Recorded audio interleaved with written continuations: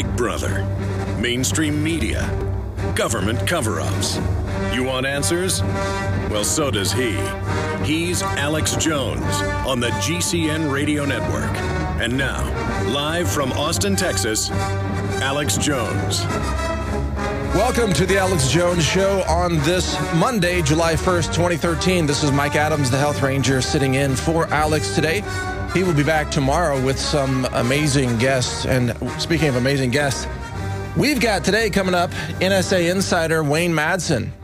So you'll definitely want to stay tuned into that. He has been leaking documents that are now breaking news in the EU, showing that the United States government, well, the NSA, the CIA, and the FBI, I don't know if you can really call them the government, maybe the shadow government, has been bugging the embassies, the diplomats, basically all communications going back to EU countries. So that's big news, big breaking news, and I think The Guardian pulled their story on that after publishing it, so there's some controversy there already. We'll talk to Wayne Madsen later on in the show about that issue. Also coming up today, in the, well, actually just at the bottom of this hour, we've got Greg Caton. He is a resident of Ecuador. He was kidnapped by the U.S. State Department at gunpoint in Ecuador, was illegally extradited. You can't even really use the word extradited because that implies a legal process. He was kidnapped, actually, out of Ecuador, flown back to the United States and thrown in prison for 2 years. And it turns out that the United States of America actually has a routine habit of kidnapping Americans that they want to kidnap in Ecuador. And the reason that's relevant right now is because, of course, Ed Snowden is seeking asylum in Ecuador and 14 other countries at the moment, according to recent press on drudgereport.com today. 15 countries on his list of possible asylum destinations. So what happens if Ed Snowden ends up in Ecuador and then the U.S. government just decides to kidnap him like they did Greg Caton? Well, we're going to find out by talking to Mr. Caton today to get more information about how that actually works and how lawless and insane it really is. Now, on the world news front, by the way, we've just got a ton of news today on so many fronts, health, politics, finance, you name it. And that's the reason I only have two guests today, because it's just so much news to cover. We've got, of course, the big Egyptian protest, the biggest civil protest in the history of the world, according to some press reports, happening right now. They're trying to throw, I believe his name is Mohamed Morsi, out of office there, the recently elected leader of Egypt, following the uprising against the former dictator. It's a big deal. We're talking about millions of people in the streets right now, and we're talking about the potential for armed conflict. So it could break out into an actual civil war, a shooting war in Egypt. That could happen in just the next few days. Now, I know the U.S. press doesn't tend to cover those things very much, but it's something that you need to know about. Now, in the United States today, one of the big issues that's happening is right here, just a few miles from where I sit here at the InfoWars studio. You've got Texas debating abortion limits, and a big rally, well, two big competing rallies are now forming at the Capitol building just a few miles from here. And you've got police officers in riot gear on horseback. And they're setting up massive barricades all around the state capitol. They brought in police in riot gear from Houston because apparently the Austin police force wasn't large enough, so they had to ship them in from Houston. I guess, are they expecting some kind of a, are they expecting the pro-choice people to have a mad rush into the Capitol and have a coup or something? I mean, I'm not sure what's all the police all about, but things are heating up over there. The Democrats not happy that they can't kill babies after 20 weeks, at 20 weeks of pregnancy. They want to have the right to make sure they can terminate that baby's life at 21 weeks, 24 weeks, 28 weeks, you name it. Hey, they want to kill the baby after it's born and call it post-birth abortion. So they are rallying to protect their, quote, right to kill babies that are already, you know, humans, of course. I mean, viable human beings whose lives are protected under the Constitution. So that's what's going on right now. We'll be right back after this break with all that breaking news, all those guests, and much more. This is the Alex Jones Show. Stay with us. Radio Network. All right, welcome to the show. This is Monday, July 1st, 2013. This is the Alex Jones Show. Mike Adams, the Health Ranger, filling in for Alex today. Alex will be back tomorrow. Thank you for joining us. We've got, for the next 3 hours, just astonishing news that you can't miss. And let me just give you an example of what we're talking about. And we also have some great guests coming on, including Wayne Madsen, NSA insider, who's been breaking news all over the world. So he'll be joining us in the second hour. But check this out. The Department of Defense is creating a copy of all of us in an alternate reality, well, a virtual reality, to find out how long you can go without food or water, or how you will respond to televised propaganda, writes the Register. It turns out that the DoD is developing a massive, what they call a sentient world simulation. They're creating a massive PSYOP simulator in a complex computer system to simulate the decisions of every sentient being on the planet. They're actually going to populate it with, 7 billion little sentient programs or whatever the actual number is, to find out how you're going to react to their psychological operations. So then they're going to test in the simulation what would happen if they did a false flag attack, for example. How would you react? They're going to test what would happen if they dumped more fluoride into the water and dumbed everybody down a little more. They're going to test probably chemtrail attacks, biological weapons, rolling out more liberal propaganda, like making you think the family is bad, and that the only people that should have rights are undocumented immigrants or people who are not heterosexual, gays, or, they're going to test every possible agenda they can think of in this simulator. So that's just the start of the kind of news that we're going to get into today. This simulator, the Sentient World Simulator, replicates financial institutions, media outlets, and even street corner shops. It applies theories of economics and human psychology, and its developers believe they can predict how individuals and mobs will respond to various stressors. Well, isn't that just delightful? So now we're going to have a PSYOP simulator run by the Department of Defense. And need I remind you, by the way, that Google and NASA, remember Google has ties to the NSA, NASA, part of the federal government, obviously, have just purchased a 512-qubit quantum computer that operates in multiple physical dimensional realities. I mean, this is science fiction becoming real. A 512-qubit quantum computer from a company called D-Wave has just been purchased. Now, a quantum computer is, pardon the pun, but the metaphor, but literally quantum leaps above the processing capability of a normal CPU like you might have in your home computer or even the supercomputer. Quantum computers operate in multiple dimensions, and they will allow these computing systems to achieve things like easy speech recognition, visual recognition. They will allow robots to have tactical thinking, to have reasoning skills, to be able to outthink human beings. There's the article. It's in Scientific American.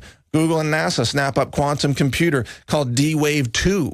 I wrote about this on Natural News last week. It's a big deal because, and I'm going to talk about this later in the show, we are entering an era that is called the rise of the machines. Now, Alex spoke about this last week, and he was right on about it. His analysis is 100% correct. I'm going to add to that analysis today and tell you why the future doesn't need most of you. I know that's shocking to hear, but the rise of robots with quantum computing processing units is going to make most human labor obsolete. And that's going to mean that we're going to have 5 or 6 billion people on the planet that the globalists no longer need. So we'll get into that in more detail. You can only imagine what that means in terms of population control and mass soft kill, genocide, the Holocaust 2.0 that's going to be coming in the next few decades. But let's move on to other news in the meantime. We'll get back to that because that's more of an in-depth topic. Russian forces to provide security at U.S. events. This is a top story on Infowars.com right now. Paul Joseph Watson wrote this. Check this out. FEMA signs a deal with the Russian Emergency Situations Ministry to, quote, exchange experts. yeah, we're going to exchange some experts so that Russian officials can provide security at mass events in the United States. Oh, yeah. So the sellout of U.S. sovereignty continues. And, of course, FEMA would love to do it. FEMA, of course, the agency that likes to go door to door confiscating people's guns every time there's a hurricane or a flood or a tornado. The first thing they do is say, hey, come in, let's take your guns. Take your guns away. And now we're going to have apparently Russian troops coming in to assist FEMA with that effort. There was a press release released by the Ministry of the Russian Federation for Civil Defense and the U.S. officials. They met on June 25th at the 17th Joint U.S.-Russia Cooperation Committee on Emergency Situations, and they said they're going to, quote, exchange experts during joint rescue operations in major disasters. Oh, you mean like major disasters that the U.S. government causes? The ones that they make happen? Now, I'm not saying that every hurricane or tornado or fire is caused by the government, but they could certainly set off their own disasters, such as an epidemic, a release of a bioweapon, a self-replicating weapon that could cause a national disaster. And then they call in the Russians. Because, you know, it's funny, because Steve Quayle has been talking about this for many years. If you go to Steve Quayle's website, stevequayle.com, he's always got headlines that talk about, oh, the Russian troops coming in. That they're already positioned, he says. They're already positioned in key places all around the country. Not a lot of people are talking about that. But now here's further proof in this story that FEMA wants Russian troops to come in and take over in emergency situations. So, see, there you go. There you go. It's all happening right before our very eyes. Now, another story up on Infowars.com by Kit Daniels, one of the newer members of the writing team here. ATF is arming robbers in hatched plots, leaving many dead. Now, this is a huge breaking story, and I think it was USA Today. Yeah, USA Today did a big in-depth investigation. Oh, my God, USA Today was involved in actual journalism. I'm impressed. I'm impressed. I love it. I think they did a good job with this one. So the story is like this. ATF agents are setting up these honeypot operations, sting operations, to ensnare would-be armed robbers to say, hey, let's go hit this drug distribution house where they've got a bunch of weed or a bunch of smack or whatever, and they have a lot of cash. Let's go hit them. Let's bring in some guns, you know, shoot a few people, tie up everybody else, take their smack, take their cash, and we've got undercover footage showing this. Well, and it turns out that these little honeypot operations have so far left 7 people dead because the ATF is going out there and recruiting people who bring guns to the sting, and lead starts flying and people end up dead. And so not everybody in the court system is happy about all of this. In fact, they're saying it's a clear case of entrapment, that, in fact, 1 or 2 federal judges here is on the record. You have to look at the story on Infowars.com. ATF arming robbers is the first headline. That some judges are saying that this is entrapment, this is not legitimate. The ATF is running around recruiting these people and practically making them do this. Well, we know the FBI does the same thing. The FBI plans most of the terror plots that they then foil in the United States. That was right out of the New York Times. The FBI plans the attack. Remember, they planned an attack to blow up a bridge in Cleveland. They planned an attack to fly, what was it, a drone into the Pentagon, I think, or the White House. The FBI comes up with these plots, and then they run around finding these low IQ, mentally impaired individuals who are usually substance addicted. They give them a few beers, they give them some weed, they give them whatever to get them on board to say, yeah, you drive the van, you fly the drone, you set the bombs, whatever. We'll give you more weed, we'll give you more beer, more alcohol, more cash. And then at the very last minute, the FBI, catches these terrorists. Oh, really? Well, they weren't terrorists until the FBI put the plans in their hands. They were just bums on the street, okay? Harmless bums sitting on the street until the FBI came along and recruited them to become terrorists so that the FBI could then claim it's stopping terrorism. And what kind of terrorism is it stopping? The terrorists that it comes up with. So the ATF is now joining the FBI in this little scheme here. Now, I watched some of that video, by the way. It is freaky. You got this African-American dude in there sitting in that car talking about how he's going to cap everybody and how he's done it a million times before and how he's so cool and how he does it high on drugs to make sure that he's clear-headed. This is what he says in the car. This is on the video. I'm just like, wow, man, no wonder I carry a Glock all the time.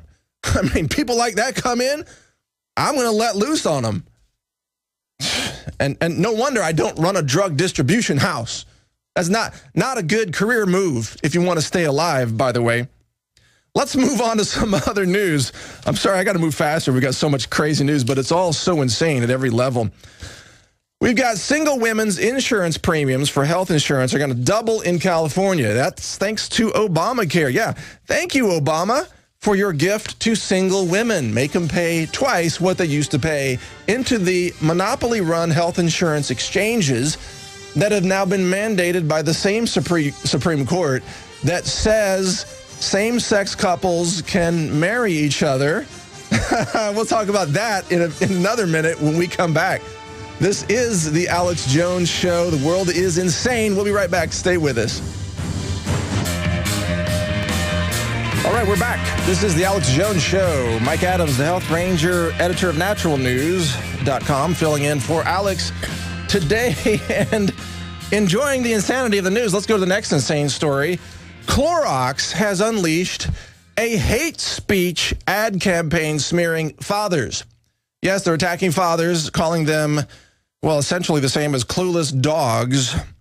They're saying that fathers lack the judgment and fine motor skills to take care of children, compares dads to dogs in an online promotional piece called 6 Mistakes That New Dads Make. It accuses dads of being so stupid that they can't put their children's clothes on frontwards. The clothes are on backwards, and they take their babies out in the rain with short sleeves on and sit them down in front of reality TV shows like the Kardashians and probably just incredible.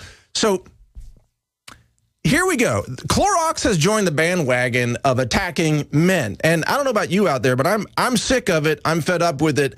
And I'm not going to put up with it anymore. I'm going to talk about this because if Clorox had said these very same things about blacks or women or gays, they would have been blasted. They would have marches on their headquarters. They would have been just reamed in the mainstream media. But because they chose to attack fathers, well, suddenly it's all funny and it's all okay because dads are always depicted as morons in sitcoms and TV shows and movies and the popular press and apparently by Clorox as well. So I have announced over on Natural News a boycott of Burt's Bees. You may say, wait a minute, what's Burt's Bees got to do with anything here? Well, Clorox owns Burt's Bees.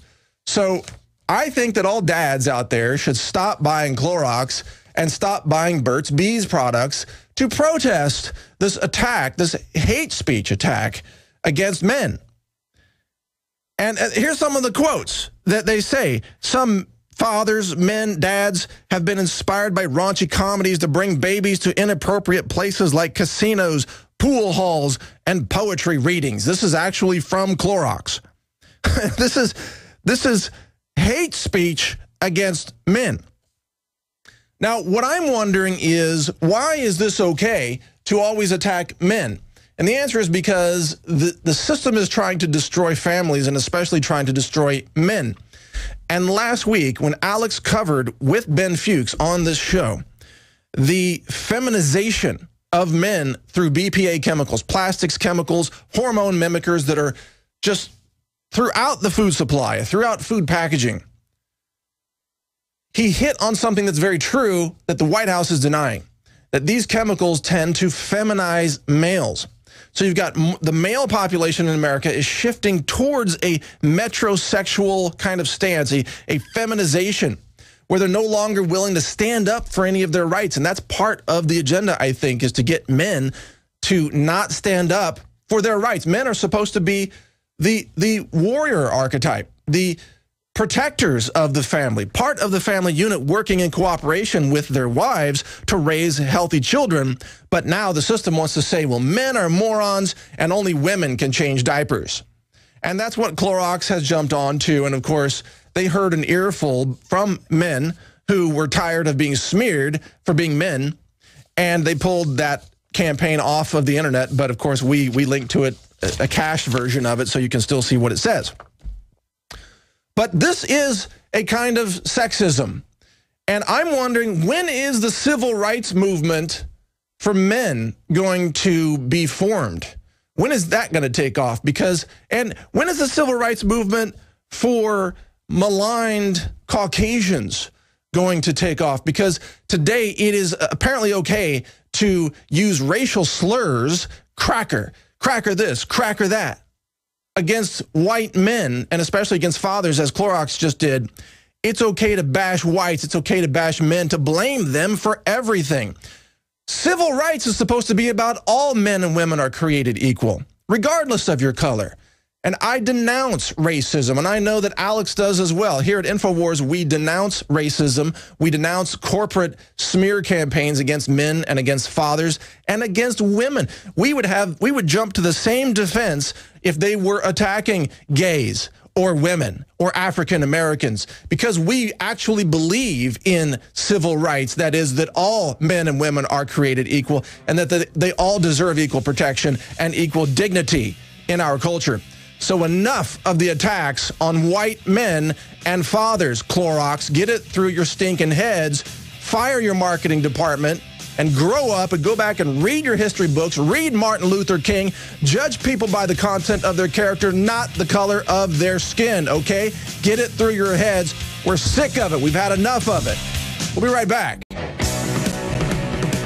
I refuse to be censored and silenced by the bigots out there who say that anything that a white man says criticizing the position or the policy of a black president is automatically racist.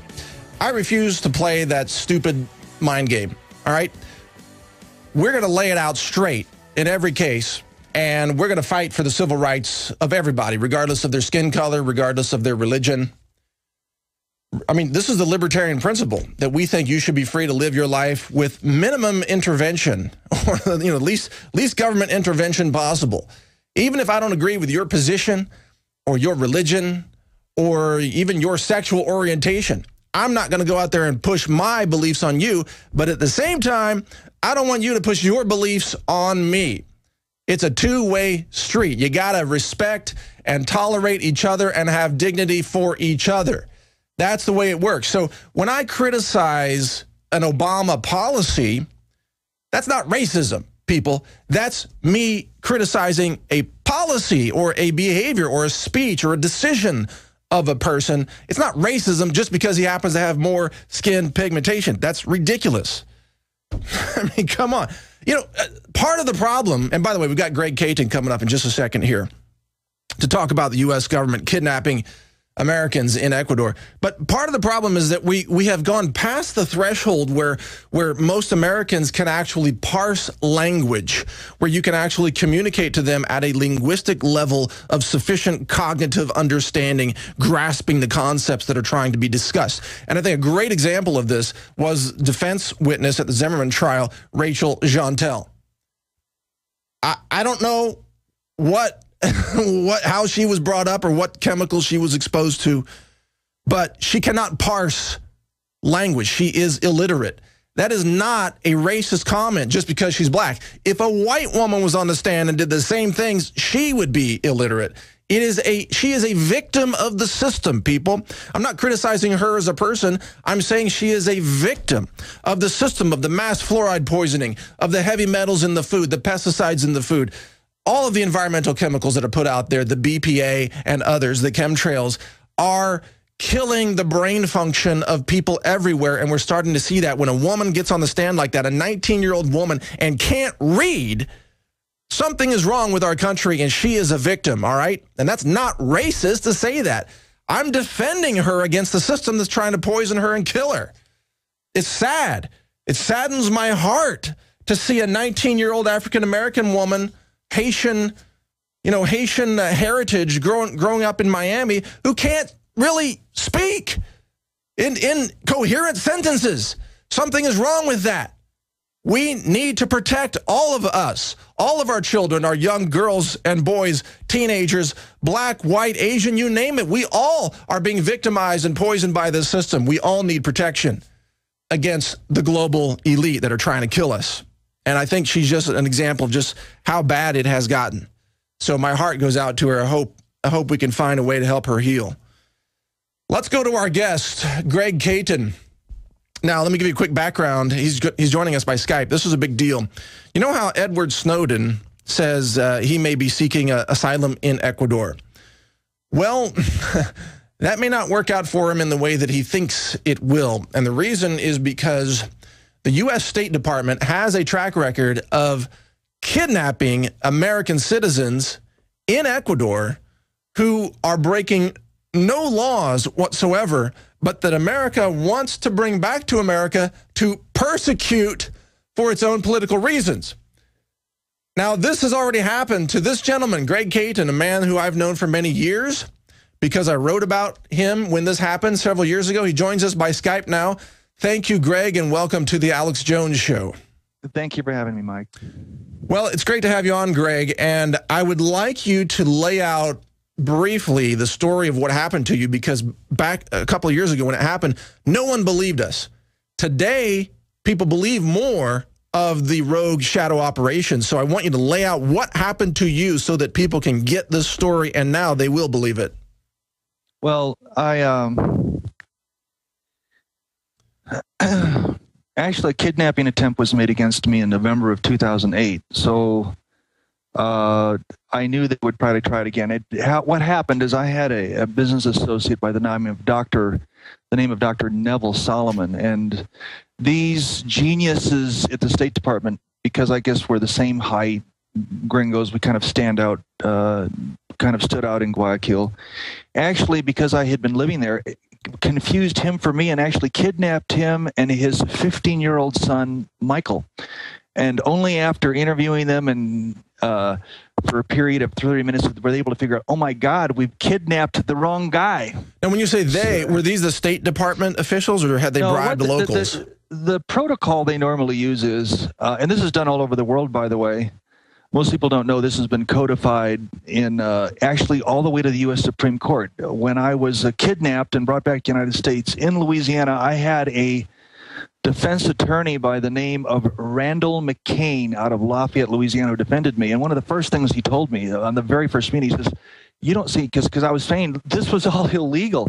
Can't you do anything about this as part of my demons? He says, no, I can't do anything about it. The U.S. Supreme Court has codified it. We will kidnap anybody, anywhere we want, for any reason. We don't need a justification. All this talk about extradition, this and extradition, that, and political asylum, it's all smoke and mirrors. I got to tell you right now, it's all smoke and mirrors. So, Greg, this is big breaking news right now. And sorry about the delay if I'm talking over you, because you're joining us from Ecuador, a little bit of delay in the Skype. But this is big breaking news, folks. Not only is the United States government running death squads that we know assassinate people like Breitbart and Michael Hastings and many others, Gary Webb, I think, was another case.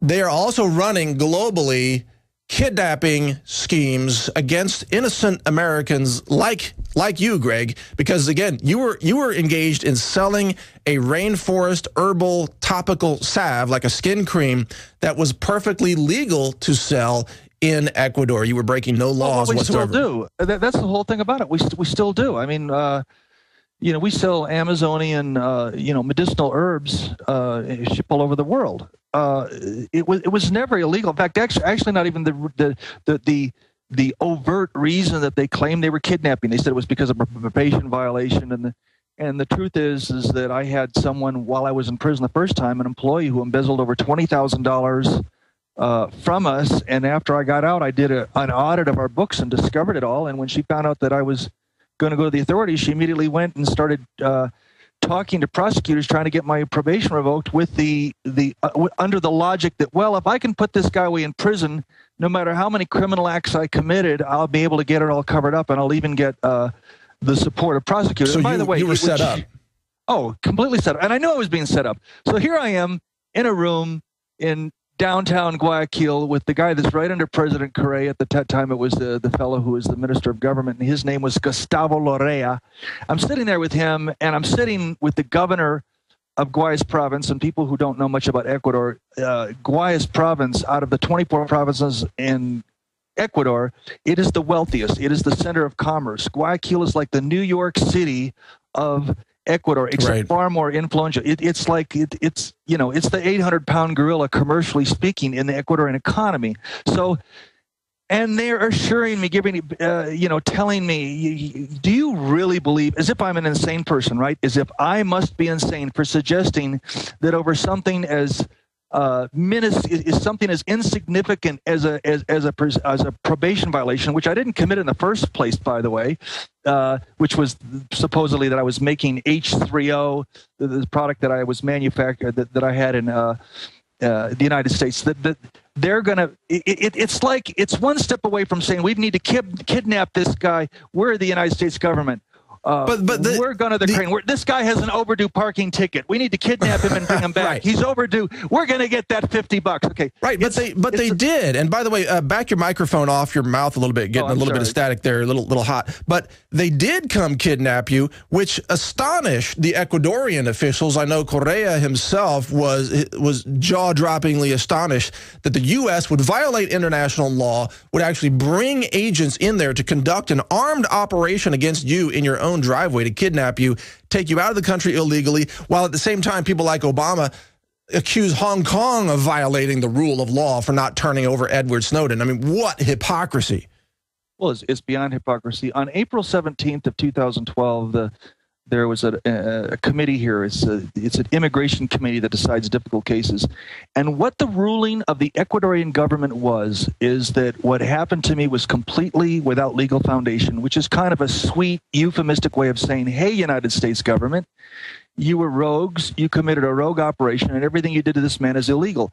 Now, what's the proof of that? I'm just kind of saying this on your, what is the proof of that? Well, the proof of that is that I'm here because in any country in the world, if you are deported for felony, any kind of felony, if you're deported, you're not coming back. You're not welcome back in a country that once you've been deported for legal reasons. So what they did is all the mention of my deportation and the records of the Ecuadorian government have been completely expunged. Why? Because it was illegal.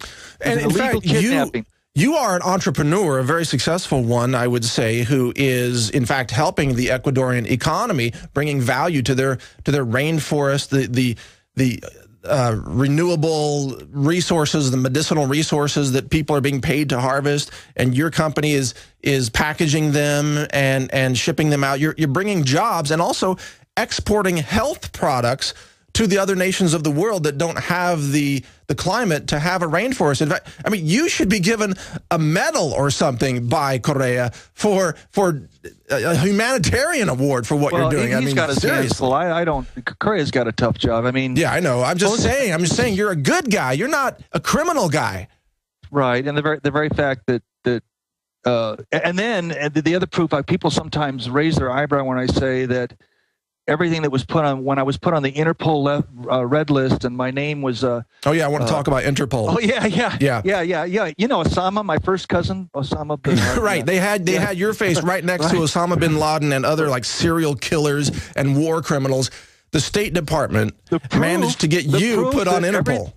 The proof that everything that the FDA and Interpol said was completely false is the fact that I'm here because I had my passport renewed in August of 2011. If I had any kind of pending criminal charge that is even closely, remotely similar to the things that the FDA and Interpol were saying, they wouldn't have even renewed my passport. Anyone who's ever gotten a passport knows you can't even be arrears on your child support payments now and get a United States passport, let alone have the criminal charges for hurting people with because you're But they got their pound of flesh out of you because they put you in prison for, what was it, almost 2 years in Louisiana? Well, the total time was 21 months. You know, they give you 15% off. They give you a fig leaf for good time. And so they put you in prison, and you had to do the prison time, and then when you got out, they renewed your passport, and you went back to Ecuador, and Ecuador welcomed you back in, and there you are now running an admirable business yet again.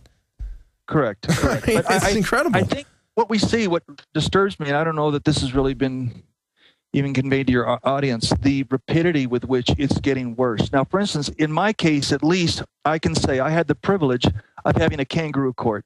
It was all nonsense. The State Department is there basically dictating to the Ecuadorian judge just exactly how to violate the law. And by the way, I don't know what's ever happened to that judge, but I know that they'll never disclose to me what disciplinary measures they took against the people who were paid off on this side to do this. But Greg, I want to make sure we get though to the other kidnappings that are taking place there. Well, let's talk about James Martin Malone. This is a guy who, unlike myself, James Martin Malone was a guy. He's a few years younger than myself. I think he's something like 54 now. Anyways, in 1990, roughly 23 years ago, Marty was doing a job for somebody. He was transporting things along in his car, and he got caught up in some kind of in a drug bust for transporting drugs. And the prosecutor has since admitted there's really no evidence that this guy ever had conscious knowledge that of all the things he had in his car, that it included cocaine. Anyways, make a long story short, guy gets 22 years and finds a way to get out. Or maybe he's on bail, I can't remember, but he gets to Ecuador, and he lives here safely for a period of 22 years. And by the way, this was big news down here in Ecuador. I knew this guy personally. His wife was the general manager of one of my companies, an Ecuadorian company that I had. So I'm very, very intimate. This is not hearsay. This is not because I read it in the paper down here. This is somebody I knew. We ate lunch together regularly. His wife. So what happened? What did they do? This guy gets into a tiff with his wife. I guess they were separated or something. And she knew that he had legal issues back in the United States. So he gets a hold of local officials there in Santa Elena, Provincia de Santa Elena. And they pick him up, stick him on a plane, and take him back. No law, no judge, no court, no nothing. All this talk I hear about, Ecuador, they don't have an extradition treaty with the United States. It's all nonsense. It's all nonsense. So what we're seeing globally is a pattern of complete lawlessness where the United States government will do anything it wants, violate any law it wants.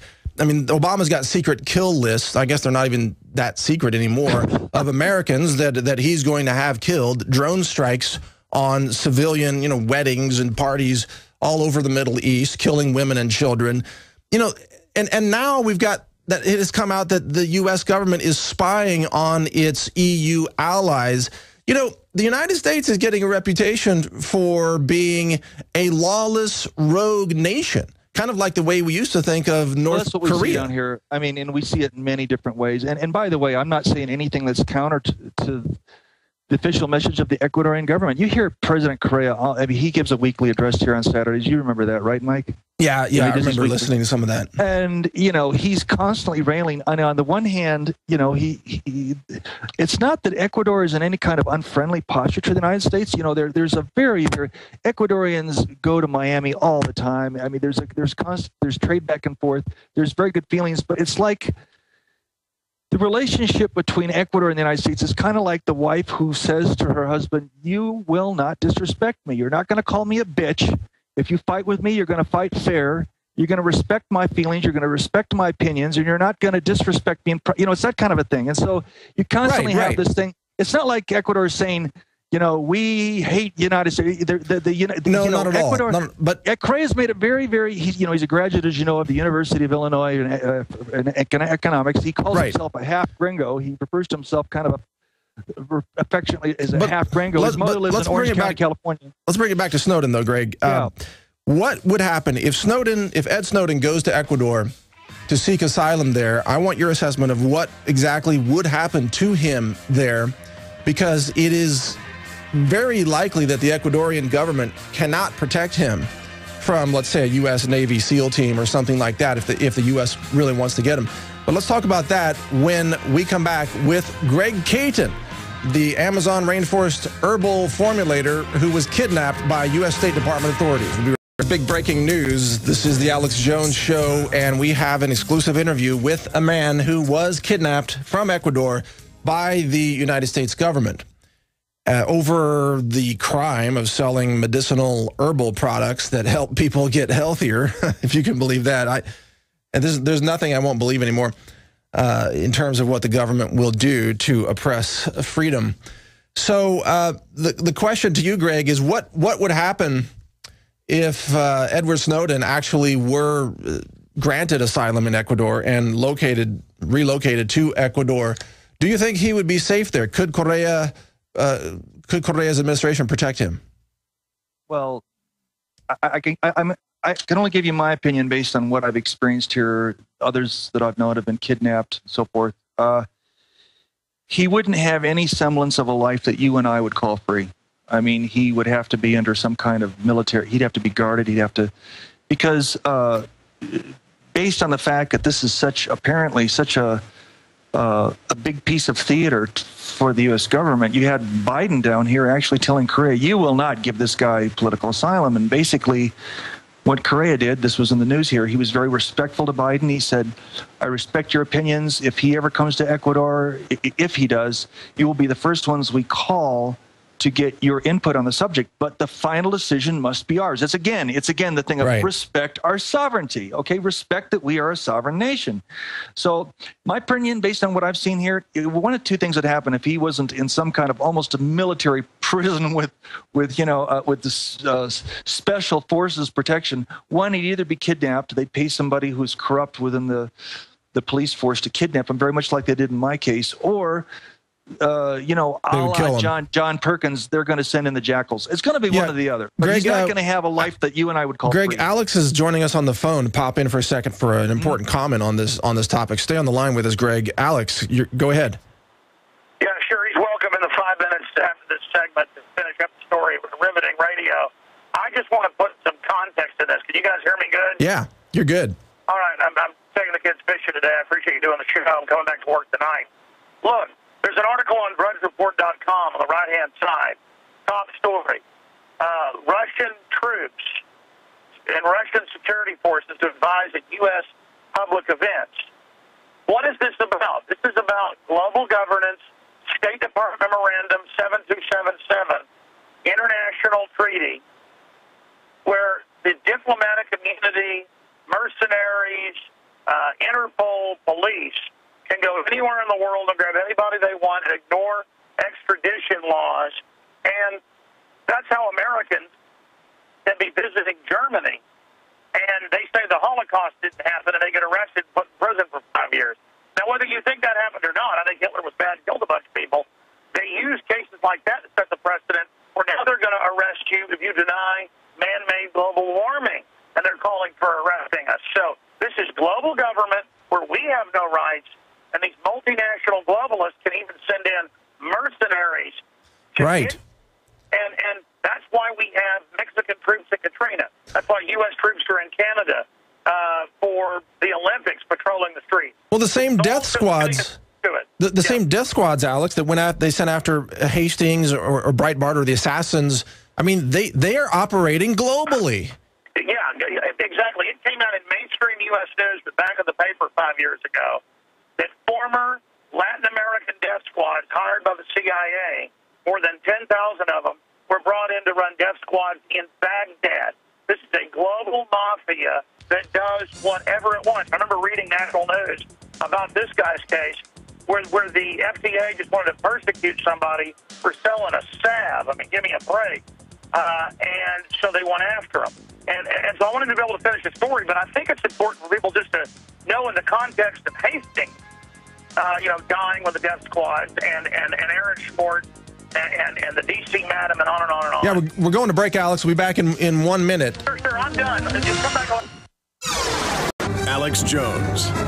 And we're back at the top of the second hour. This is the Alex Jones Show. Mike Adams filling in for Alex today, who was just joining us in the last segment with some very important points. We are interviewing Greg Caton, and Alex, mentioned how we are dealing with a global lawless mafia that will run kidnapping operations anywhere it wants in any country, that respects no law, no sovereignty whatsoever. Remember the work of John Perkins, Confessions of an Economic Hitman, where he described exactly what they did in Central and South America to assassinate leaders, to overthrow governments, to put governments in debt to U.S. interests. And this kind of thing continues, and Greg Caton joins us for the rest of this segment. He is one of the many victims of the U.S.-run international kidnapping operations, and this is an exclusive interview here on Infowars.com. So, Greg, before you got interrupted there, you were finishing your assessment of what you think might happen to Edward Snowden if he is granted asylum in Ecuador. You want to finish that thought? Yeah, it's simply that he wouldn't be a free man. He's not going to be like, if I want to leave here and I want to go down to Coffee Tree or one of the other gringo hangouts here and talk to my friends, because here in Cuenca you've got 5,000 Americans who are down here. By the way, it would surprise you, even you and I know you'd lived here, to know how many people are flooding down here and the percentage of them that are here because of just the frightening events that you and Alex have been reporting. Exactly. I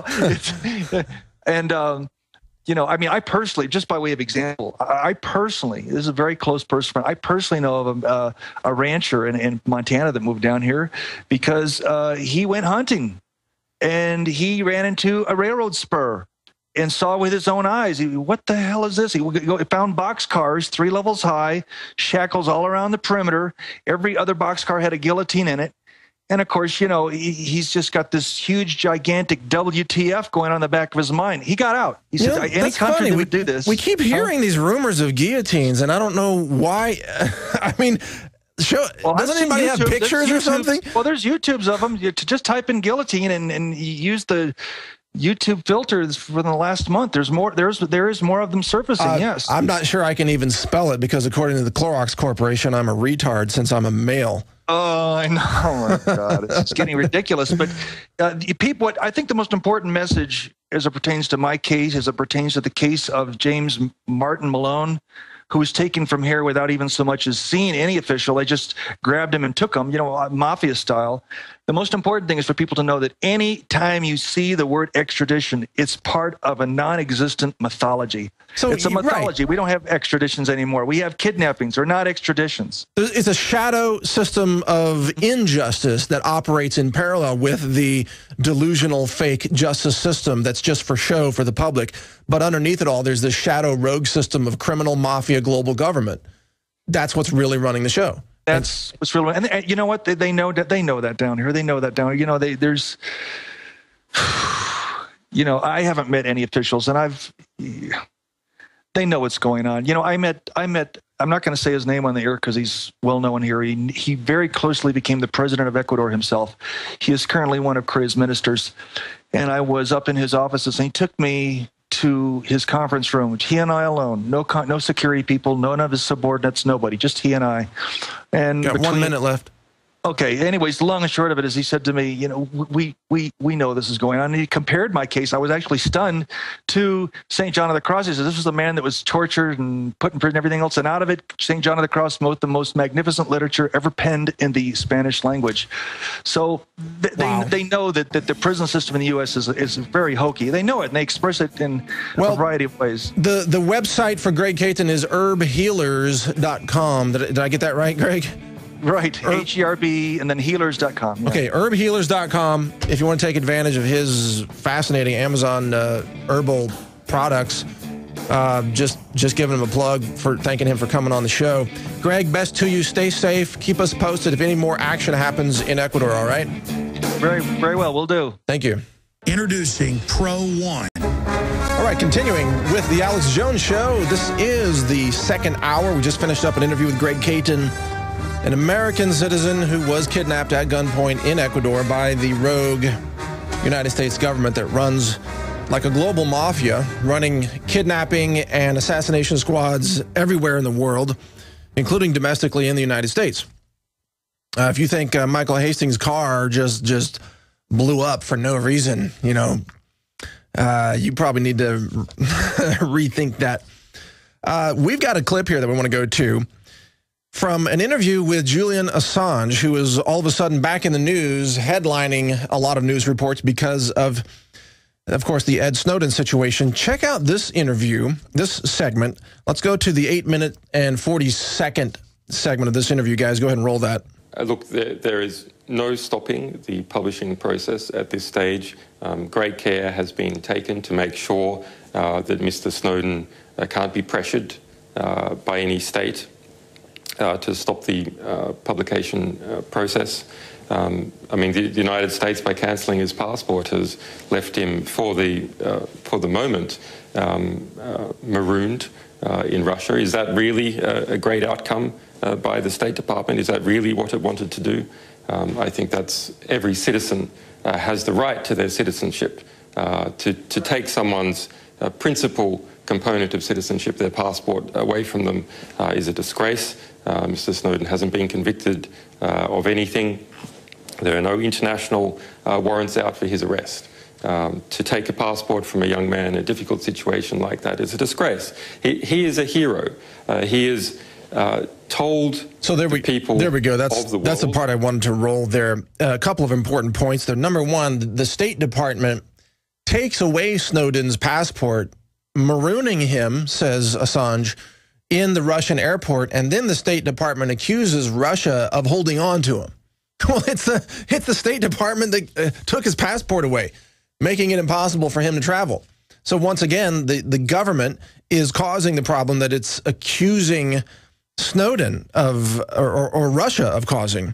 So, and the other thing here is that Assange says that Snowden's information will get out, that it cannot be stopped. This is crucial because what you are witnessing here is a global war, an info war at the highest levels between truth tellers, citizens, global citizens who want to expose the darkest secrets of how government is actually run.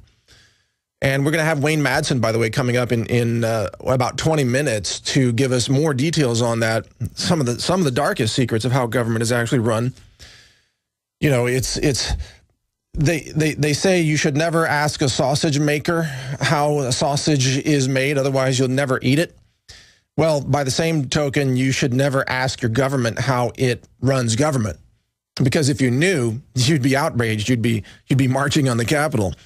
So what people like Julian Assange and Edward Snowden are doing is simply bringing these facts to the surface to give the people the transparency that Obama promised to give people, but then betrayed people over by keeping and in fact expanding more secrets.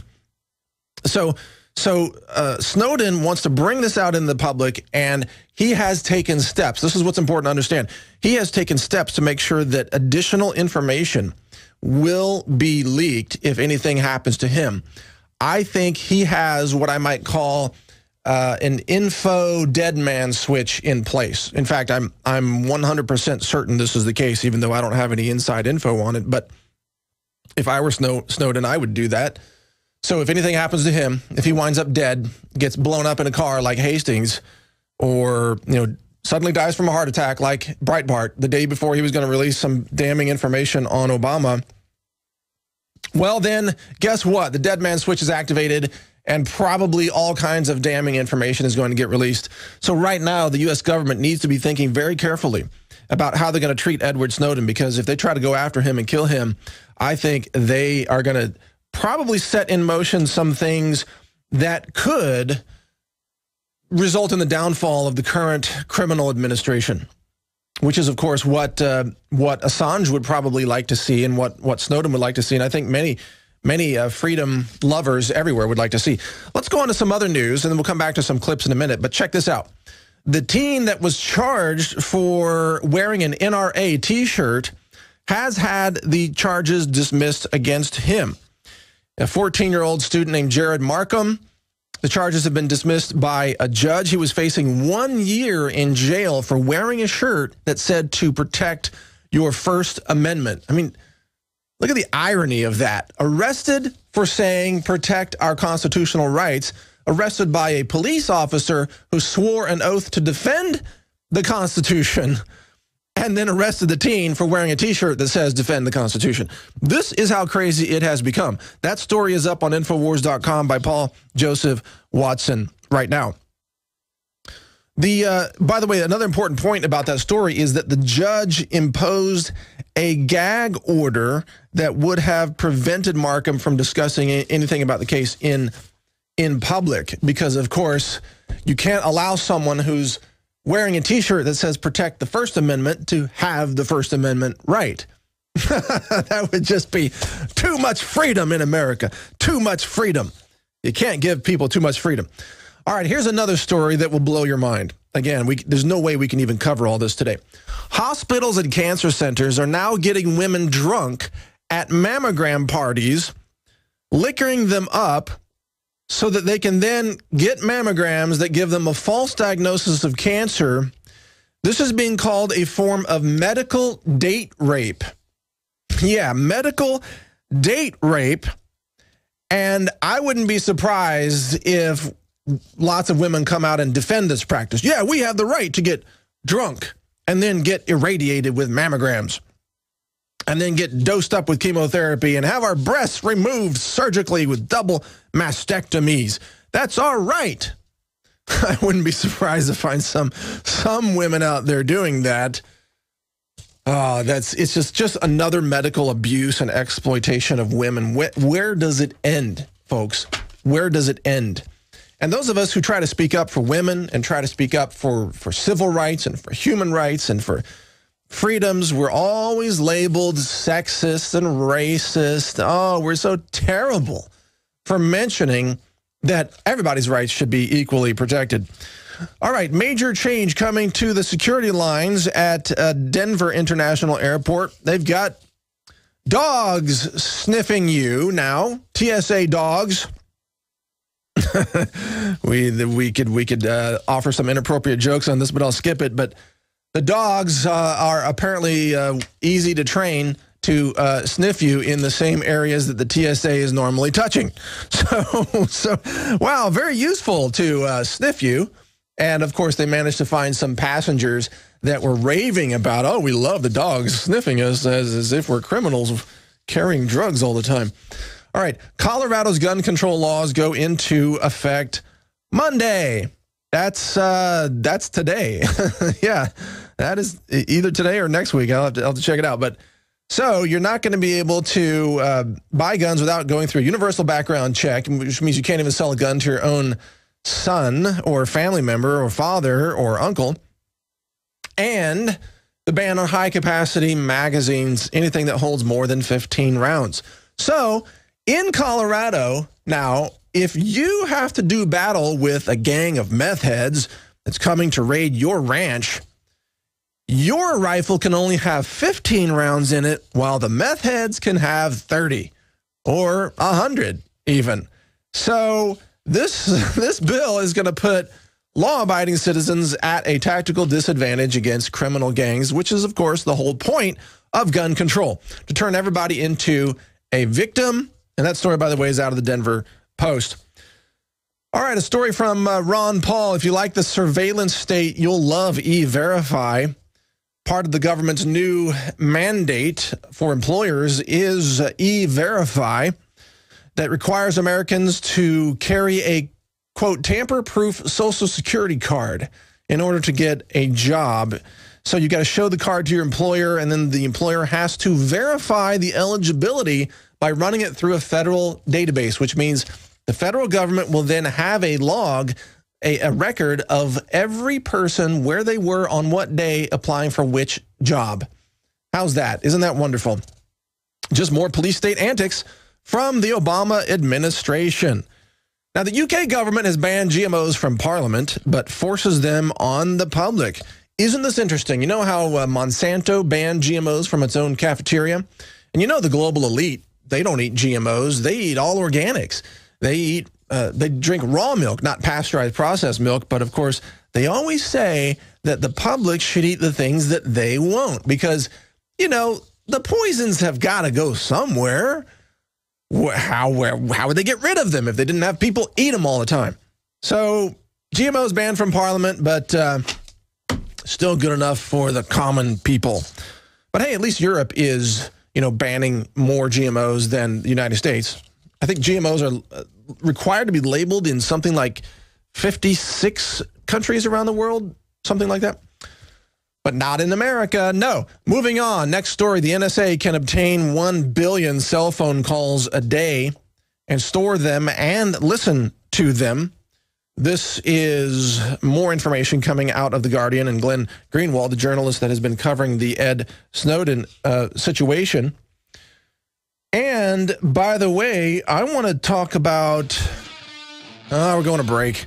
We'll do that when we get back. But last piece here in this segment, the implementation of online insurance exchanges, this is the Obamacare insurance exchange, could be worse than the Y2K predictions. Y2K was a walk in the park compared to the state insurance exchanges, which are undoubtedly not going to be ready in time, which I think is October 1. So get ready for those to crash and burn while you're trying to get your Obama-mandated health insurance. Stay with us, the Alex Jones Show. I want to remind you to help support this broadcast. Check out the Pro Pure water filters, 10% off right now. These are the only water filters that have an integrated fluoride filter that removes most of the fluoride, not all of it. It's very difficult to get that out, but most of it, greatly reducing your exposure to it. You can check that out at InfoWarsStore.com.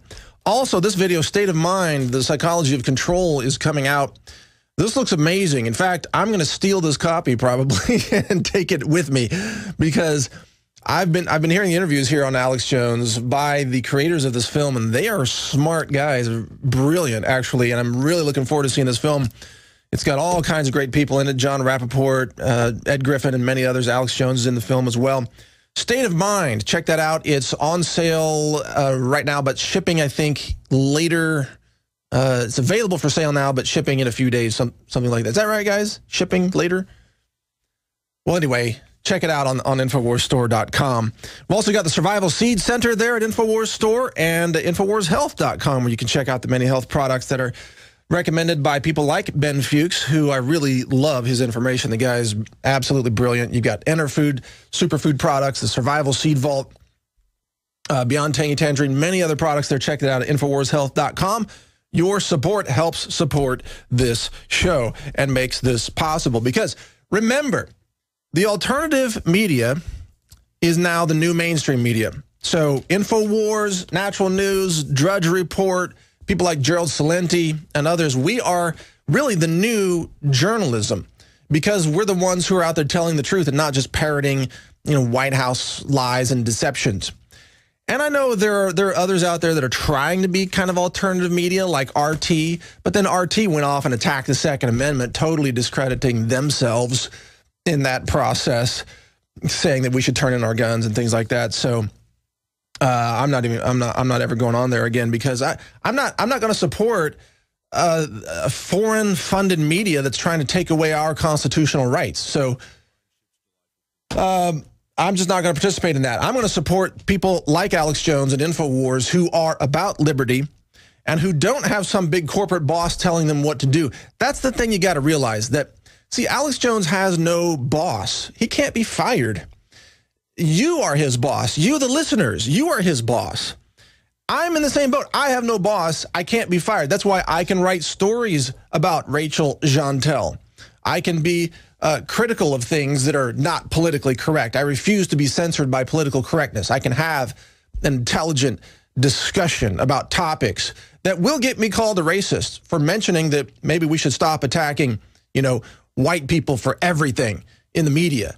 I'm going to get called a racist for that. I don't care, because we're winning at so many levels. We are gaining the audience. We're growing in influence. We are the ones who are telling the truth, and thank you for your support. We're here to serve you.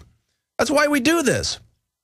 Alex and I have had these conversations. If everything was okay in the world, we would both probably be at our farms on a John Deere tractor, farming. We wouldn't even be doing this. We do this because we have to serve humanity. We have to shine the light on basic freedoms, the philosophy of liberty. This is worth fighting for. That's why we're here fighting for this. So thank you for your support. We're going to keep doing this for as long as we can, and help pass the torch on to the next generation of people who can take over this job and continue it, because this is a never-ending fight for liberty and freedom. And don't be fooled by fake alternative media that are actually funded by foreign governments, okay? Now, let's move on to some other news. The HIV vaccine experiment infects 41 volunteers. So get this. The NIH certified study included 2,500 men who were having sex with other men, according to the release, or having sex with transgender individuals. They were assigned to receive the experimental vaccine HVTN 505. Sounds like someone's license plate. And the other half were given a placebo. Well, it turns out that 41 of the men who were given the vaccine actually were given HIV. Wow. So once again, more proof that the vaccines give you the diseases that they claim to be stopping. And it reminds me of last year, the Merck scientists came out in a whistleblower lawsuit against Merck that said Merck knew its measles vaccines were causing measles, that its vaccines were not effective at blocking the diseases that it claimed to block. And so that lawsuit, I don't know where it's gone since then, but that was filed last year.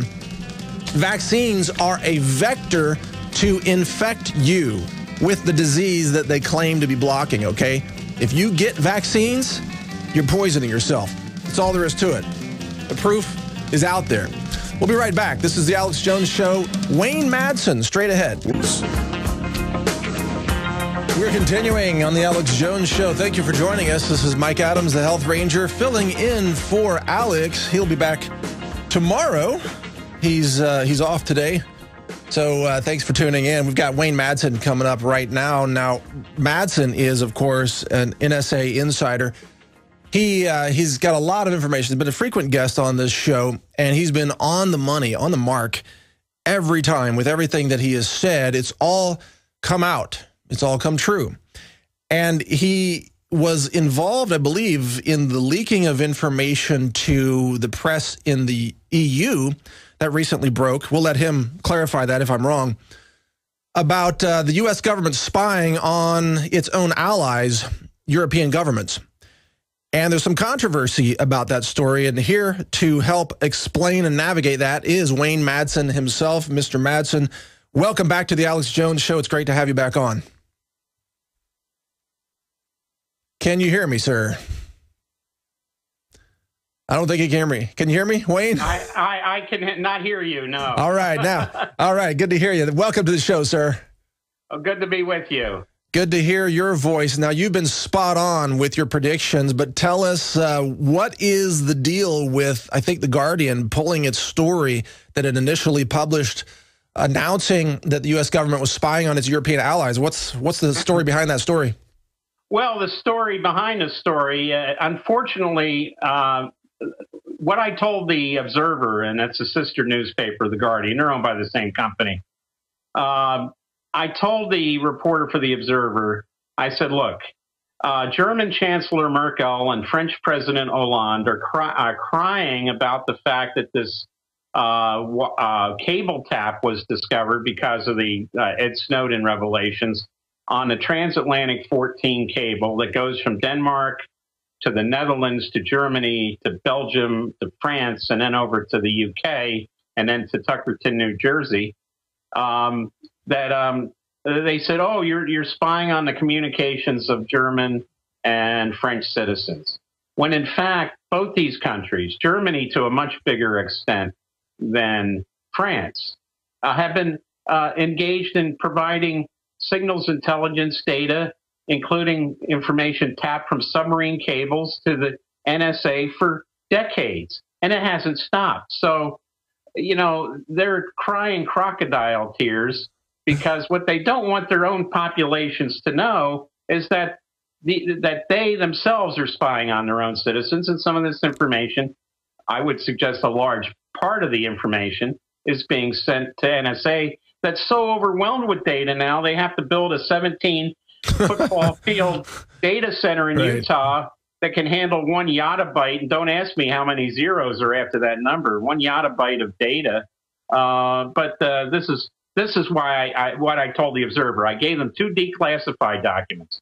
I don't have any classified documents. I haven't worked at NSA for a long, long time, but I also know what's declassified and what those documents meant at the time they were still classified. What's interesting, though, Wayne, is that the things that you've been saying and the declassified documents that you are able to access and acquire, they suddenly have more relevance and context in the context of Ed Snowden going public with his revelations. So now suddenly, are you finding that the press, the mainstream media, is taking you more seriously as well for the things that you've been warning on for years?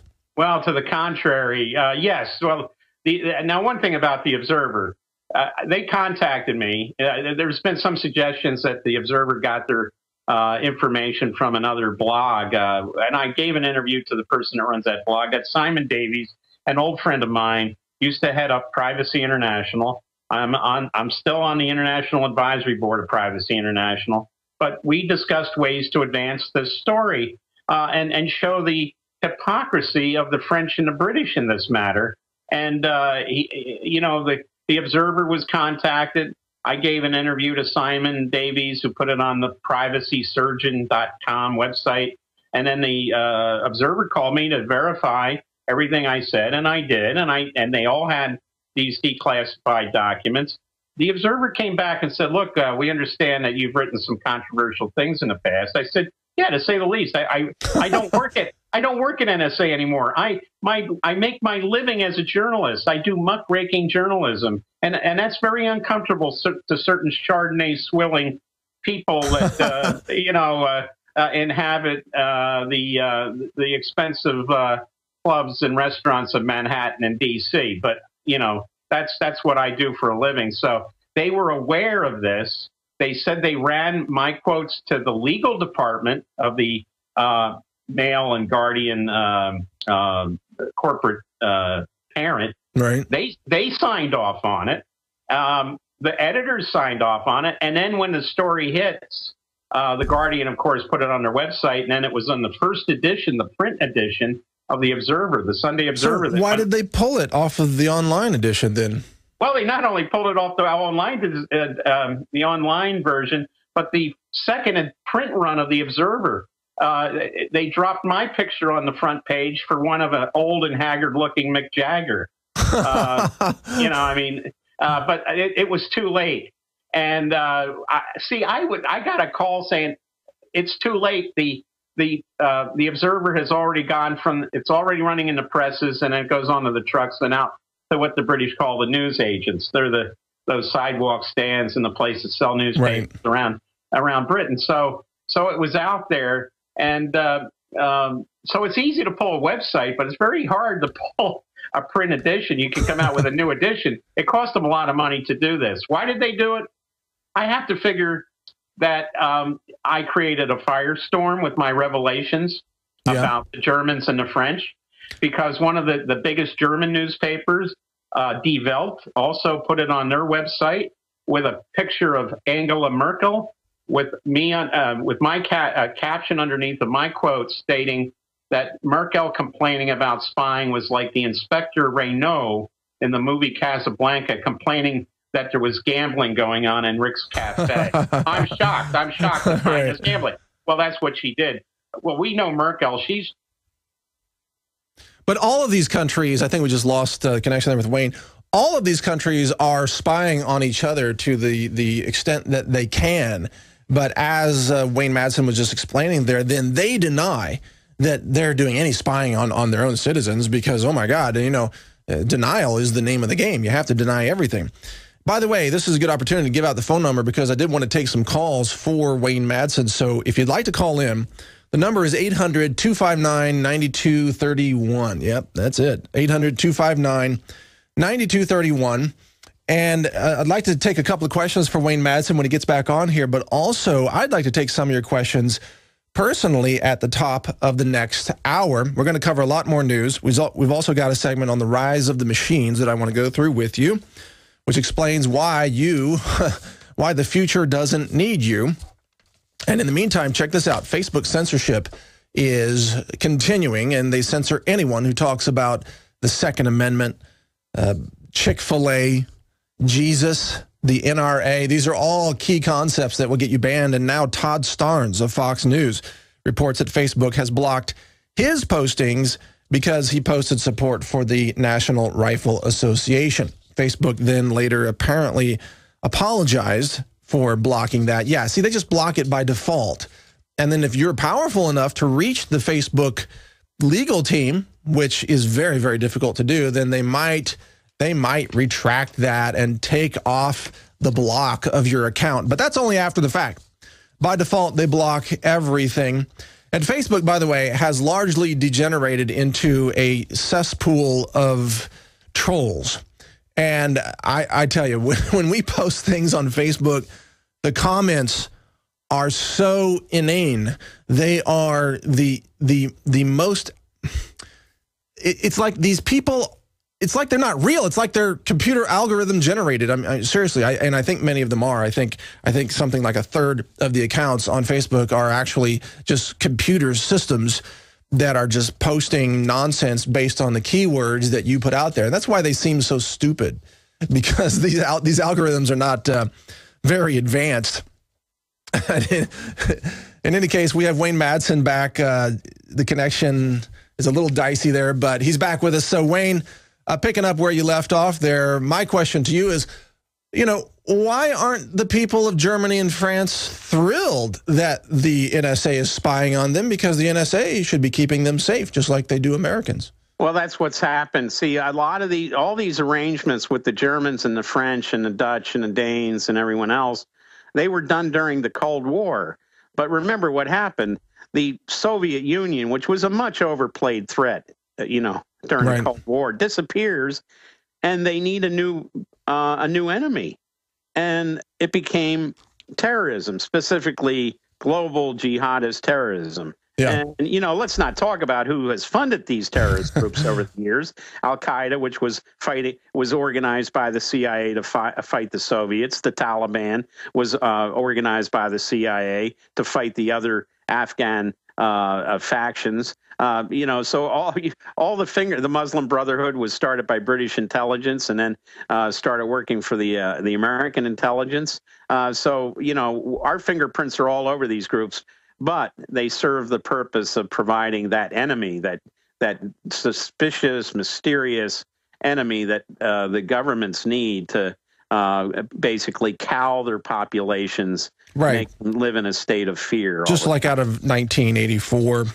Yeah. Is there any indication that the Observer/Guardian is going to reinstate that story, or are they now too afraid to actually print the truth on this topic? Well, what happened was after they printed the story, and as I said, this was vetted.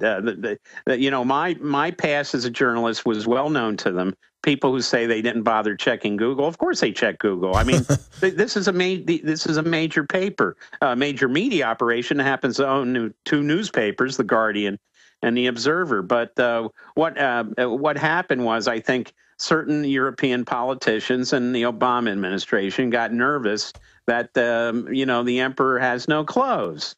They're not spying on terrorism. They're, as a matter of fact, you hear Merkel and Hollande complaining about the Americans are spying on us during sensitive EU-American trade negotiations. Aha, that's what it's all about.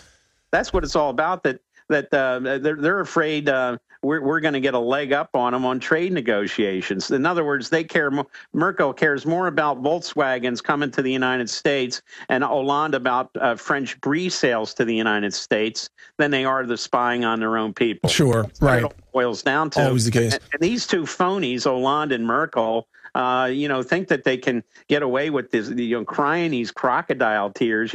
They after they're kicked out of office, they ought to go on, their own television networks on theater, on soap operas. Yeah, exactly. Yeah, it's a great act they put on. They have the acting experience. Let me get your take on this, and then we'll go to some calls for you, Wayne.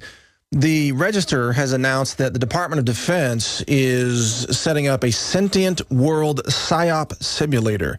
That's a massive computer system that simulates the decision process of all individuals on the planet. And it even simulates media outlets and utilities and financial institutions and so on. It's going to use this to test psyops to see how the population might react. What do you think about this this psyop simulator? Well, it makes the movie The Matrix, look like a documentary of future events. Right. I mean, you know, this is our money being wasted on this crap. That's the only that's the only word I can use to describe it. You know, psyop simulators. What's the matter with the real psyop people? All the sock puppets, some of which attacked me immediately. By the way, I think part of what the Guardian, you know, and the Observer, what they reacted to was this same group that went after Dan Rather. You remember? They're sitting there ready and waiting to go after people. They dig. Well, this is real psyops. But I guess these people, you know, they have to take a break sometimes. They got to eat. They got to go to the bathroom. So it's better, I guess, for these intelligence agencies to have, you know, some mechanism that doesn't take potty breaks and breaks and smoke breaks. Well, right. And it's faster. I mean, they can test something and see how they think it might operate before they actually try a rollout. Exactly. But look, you know, if the American public, you know, I love, you know, Rand Paul. He talks about how the government wastes money on robotic squirrels and the mating habits of you know, bumblebees and all this other stuff. But the American people knew some of the garbage that the intelligence community has wasted their money on. Oh yeah, more outraged. But isn't it funny? The intelligence community and military don't come under the austerity cuts as much as, you know, some of the other agencies do. Well, no. Some of them provide services, but, you know, for example, the Air Force paid a guy $50,000 to come up with a feasibility study for a Star Trek transporter device. Did he get the information? He got it from a Trekkie website and sold it to the Air Force for $50,000. Hey, we should get into that racket, huh? Let's take some phone calls. Has remote viewers, you know, clairvoyants that go. That's right. You know, talk to dead people. You know, you know. Can I say? Yeah. Well, maybe those are the people that have the secrets, but they've been killed. And I'd like to ask Richard Nixon if they have that capability. You know, how screwed up things are today, because even Nixon would be shaking his head over this mess. Yeah. Well, if you walk into the NSA headquarters and you got a bunch of guys with their hands on Ouija boards, then something's definitely wrong with the intelligence community. Let's go to a caller, Frank in North Carolina. Frank, welcome to the show. You're on with Wayne Madsen. Go ahead, sir. Yes, order out of chaos. Their order. Right. Sorry, my phone is just starting to go a little bit bad here. I'll make it quick. My source on this is one individual. He says he's received warnings from two individual insiders, one in military intelligence, I believe, and another one in law enforcement, I believe. David Laurie Vanderbeek, he's running for governor. I'm not sure if you guys have talked about this yet, but he sounds pretty intelligent, legitimate patriot. He says he's got these two guys that have warned him of a possible false flag attack on the Scout Jamboree on the grounds of the Bechtel Reservation in West Virginia beginning July 15th, possibly a bioterrorist false flag attack. He claims that the governor of West Virginia has already stated secretly that this area is under martial law. All right. Well, good call, Frank. We don't want to put words into the mouth of the governor there, but it's a legitimate question. What do you think, Wayne, of the possibility of upcoming false flags? Well, listen, after what happened at the Social Democratic Youth Camp in Norway outside of Oslo, you know, with Breivik, I wouldn't send any kids to these jamborees and these camp meetings, that especially the ones that have a lot of public attention, media attention. I just don't think we can do it anymore. Not because I'm afraid of Joe Jihadi out there setting off a bomb, but as the caller said, there are these too many anomalies with some of these attacks. Like Boston Marathon bombing, total drill. I won't even get into all the other. I know there's a lot of logistics questions on the ground, but the fact is that the Uncle Ruslan, is more tied up with the CIA. We got to go to break, Wayne. Sorry to interrupt you there, but stay with us. We'll be right back after this break. More with Wayne Madsen and your calls straight ahead. This is the Alex Jones Show.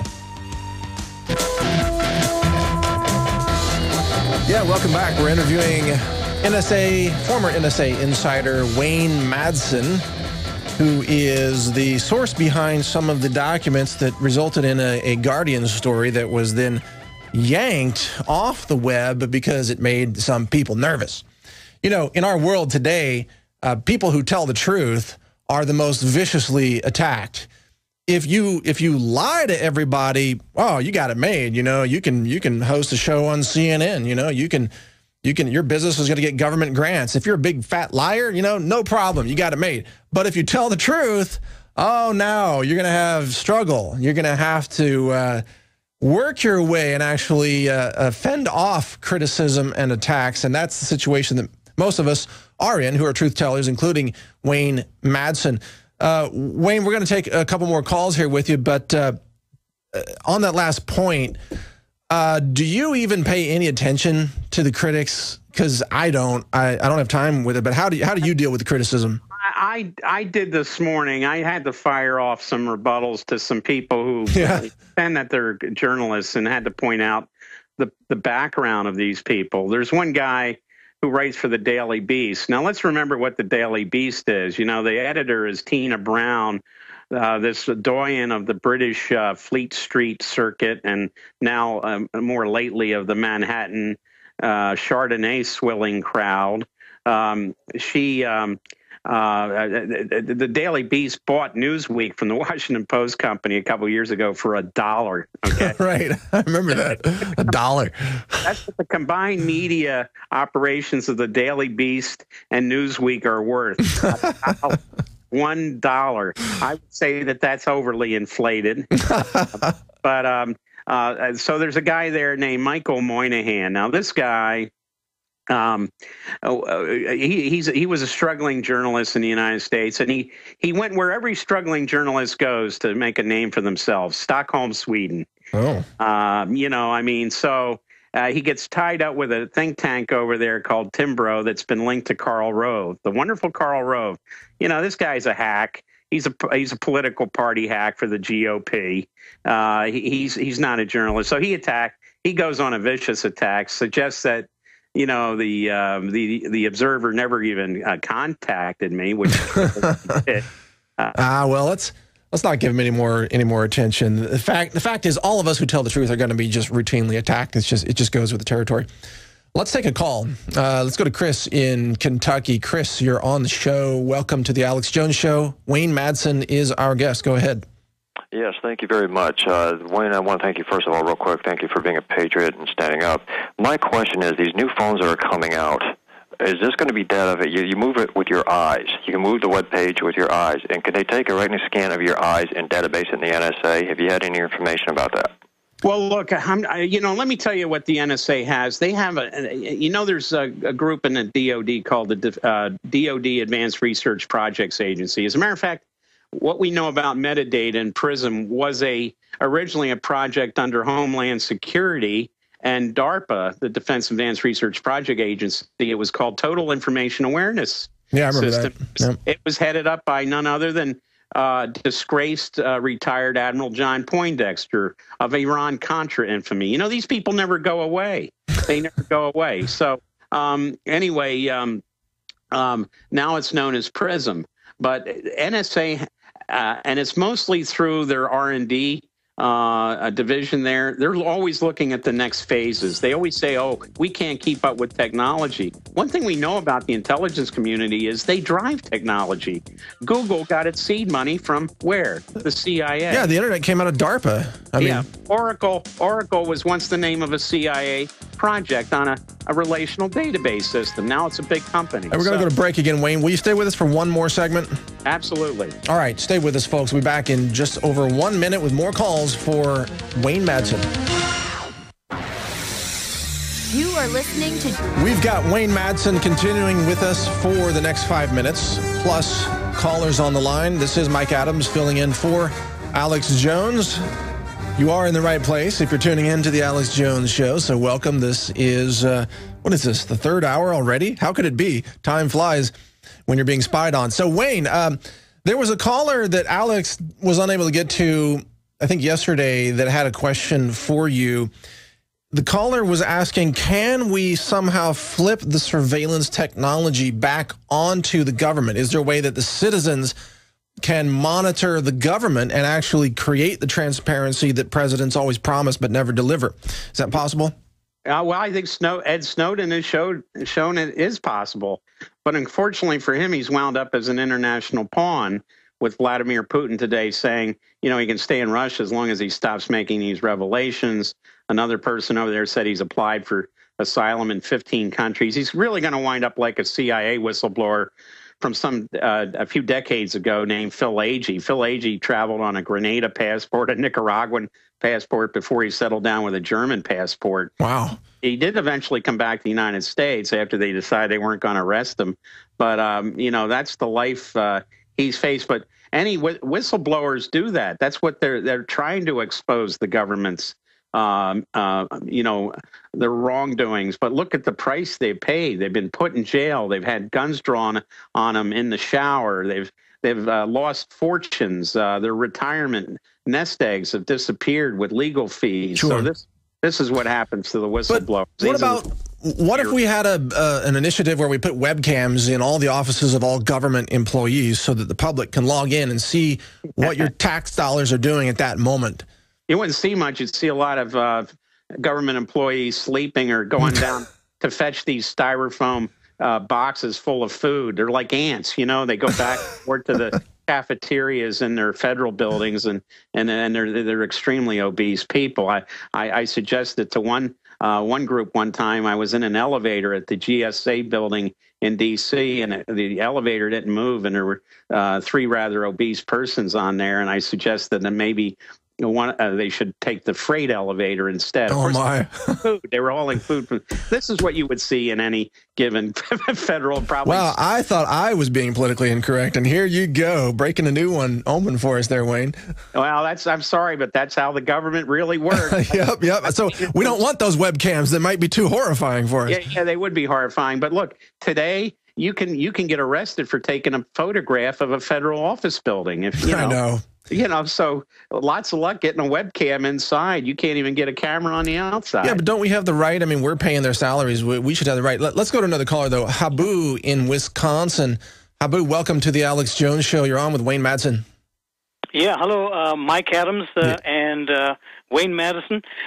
You know, just as an aside, I hope you people in Austin take up the case of the Justin Carter kid who is facing lengthy sentences just for putting some just kidding posts on Facebook. But anyway, Mr. Madison, may I ask you this for a couple of quick questions? Do you recommend people adding all these kind of tags, which would catch the emails, and if 100 million people of us did it, would it jam up the system? Oh, the keyword tags. We only have 45 seconds. Go ahead, Wayne. Simple answer: no. They've got all kinds of algorithms that look at context and other words, so they've figured that out. That was keywords years ago when Echelon was out, and people decided to do that, and it did not affect their system whatsoever. Wayne, what's your website?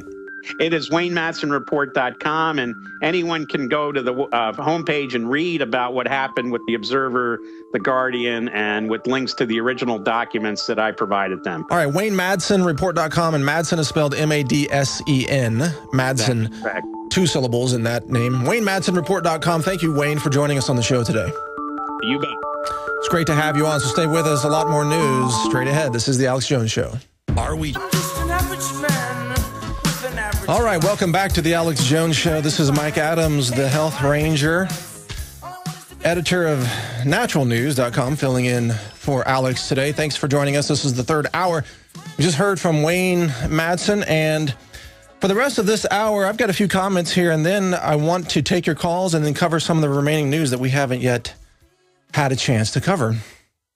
And mention a couple of good films here. State of Mind, you got to check this out at InfoWarsStore.com. But so before I was hosting the show, one of my friends asked me, he said, Mike, are you gonna talk about same-sex marriage?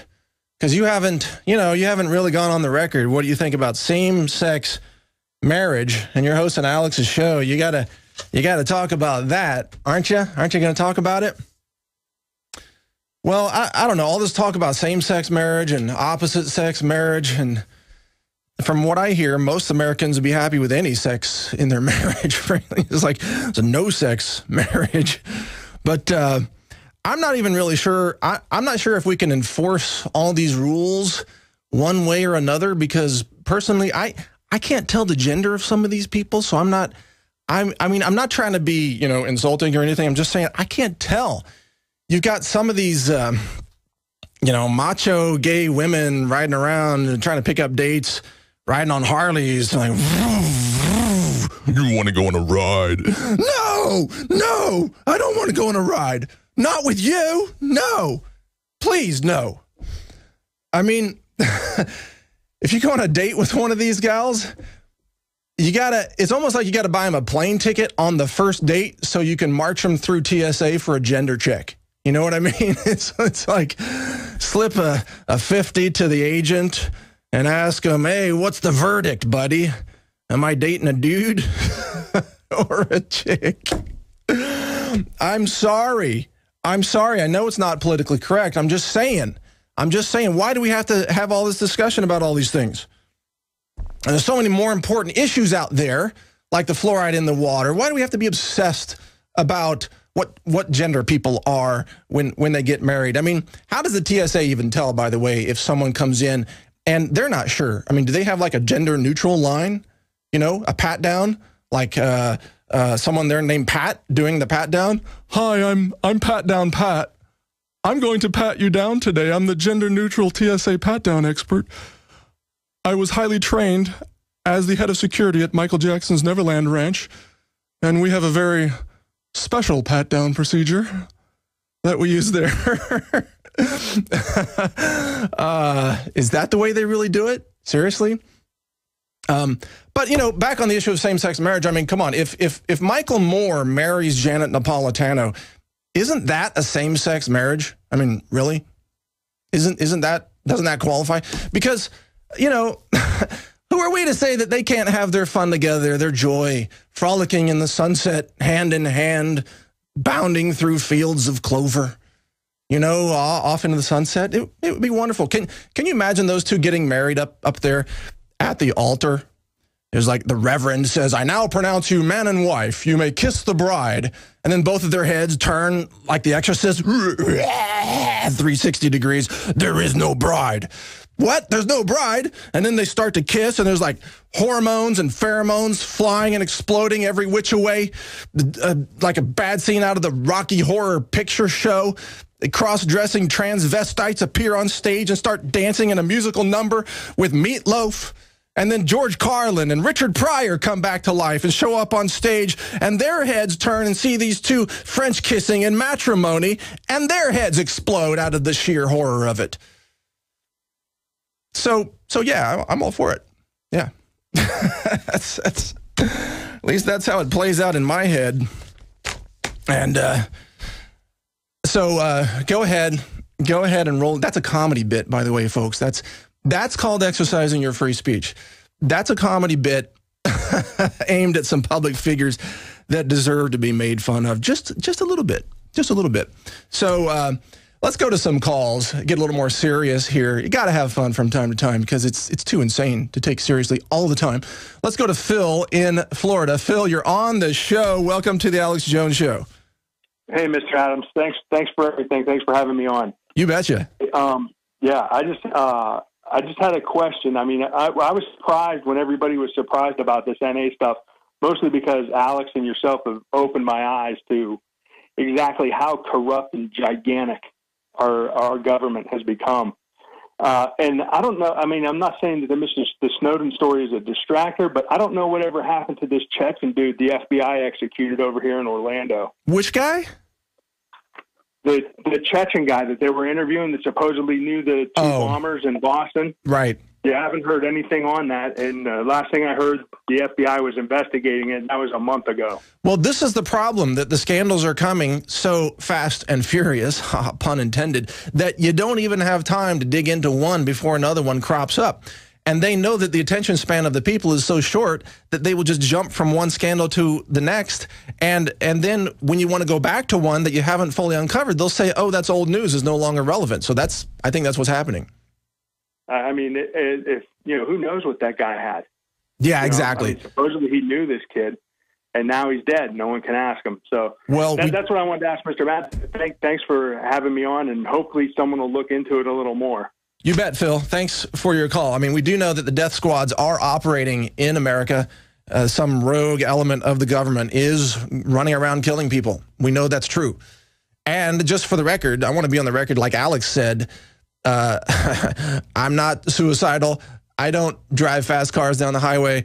I don't drink alcohol. I don't visit prostitutes. I don't use recreational drugs. I'm not into any of that stuff. So if they try to set me up with that stuff, you know it's staged. I mean, if I die like in a farm equipment accident, that might be real. Because it's like a John Deere ran over him or something, you know. That could be real because I'm actually out there on the farm, but I try to be safe. So let's go to a white grand wizard in Florida. Mr. Wizard, welcome to the show. Yes, hello, Mr. Adams. I'd like to ask Alex of InfoWars team if they're going to do a documentary or a movie on the trains, the guillotine trains that are all around America, where they are, who built them, when they're supposed to be used, etc., that point. Well, I will certainly pass on that comment. The thing is, I keep hearing about these trains full of guillotines. I got to profess, I've never seen any photos of this. I don't know that that's real. People keep telling me. I just don't know. Why would they use guillotines in the first place? It sounds like a lot of trouble to go through when you could just unleash a biological weapon and just do it much more quickly. I mean, why would... That's a good question in itself, but I've seen photos of those trains. They're three stacks high, you know, 3 levels high, and they each have a guillotine.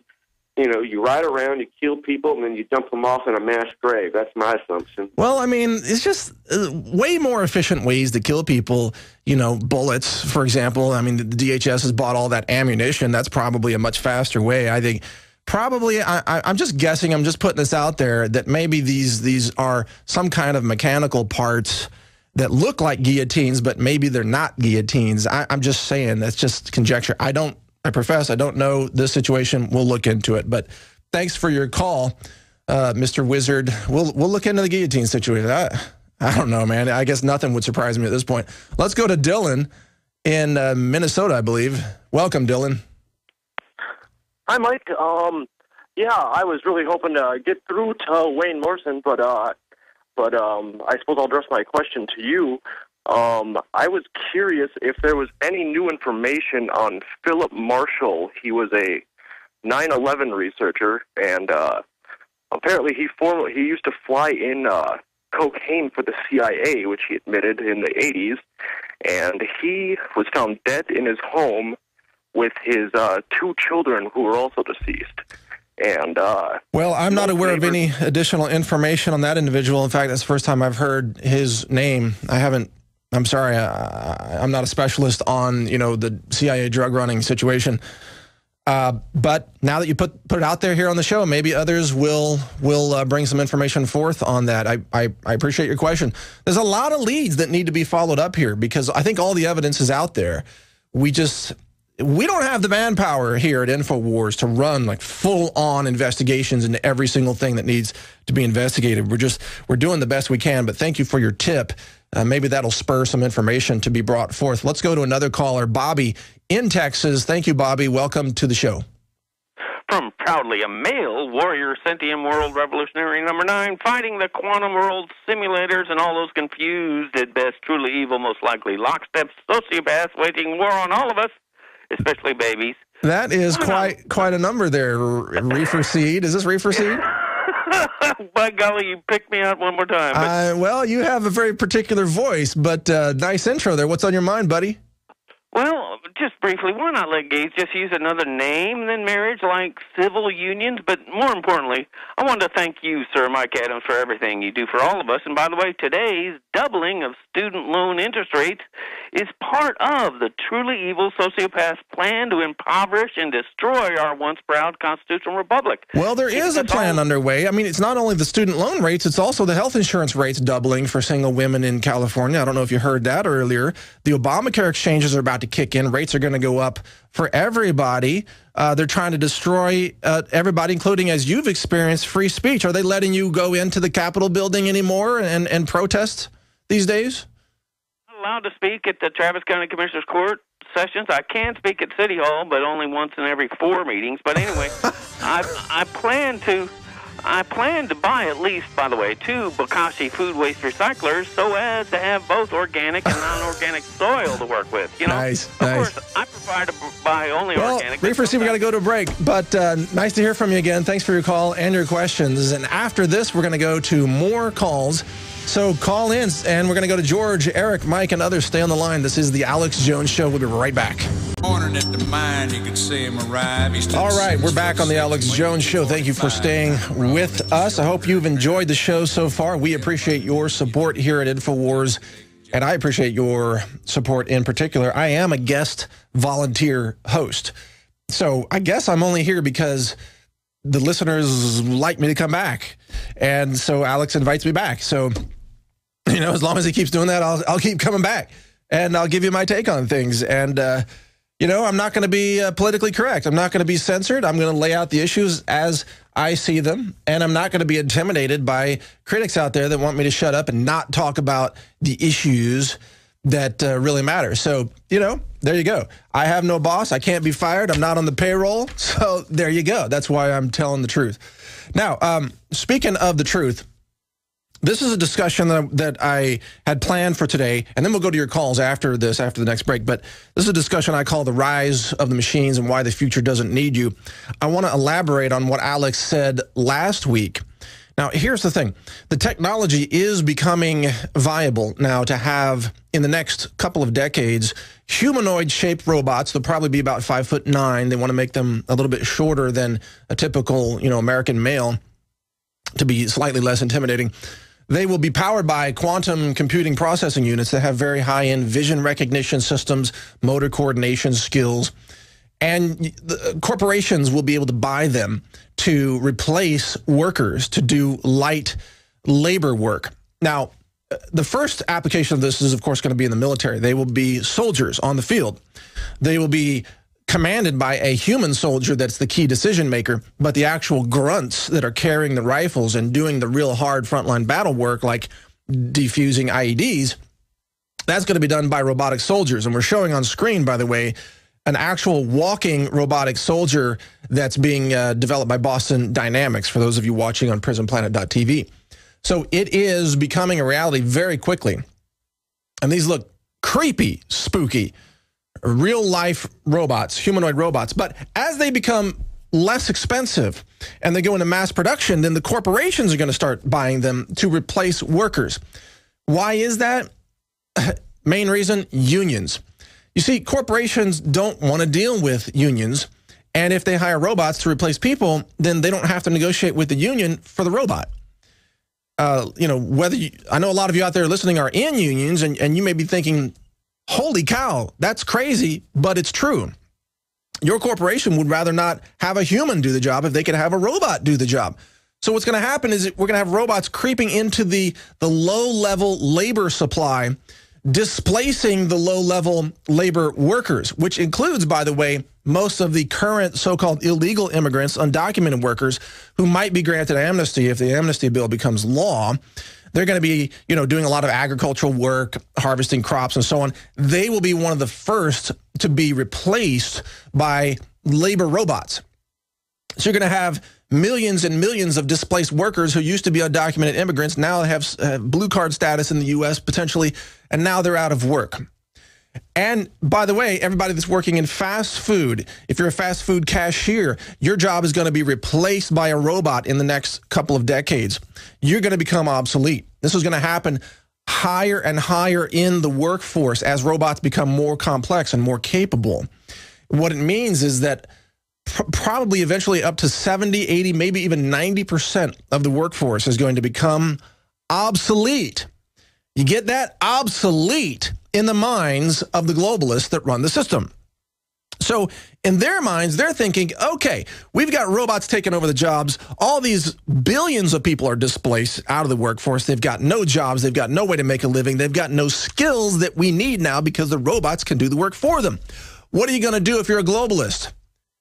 Holocaust 2.0 is what you're going to do. You're going to soft kill masses of people, or you're going to put in infertility technologies to make sure that nobody can reproduce, thereby reducing the human population, leaving only the top 10% that have skills that robots can't replace.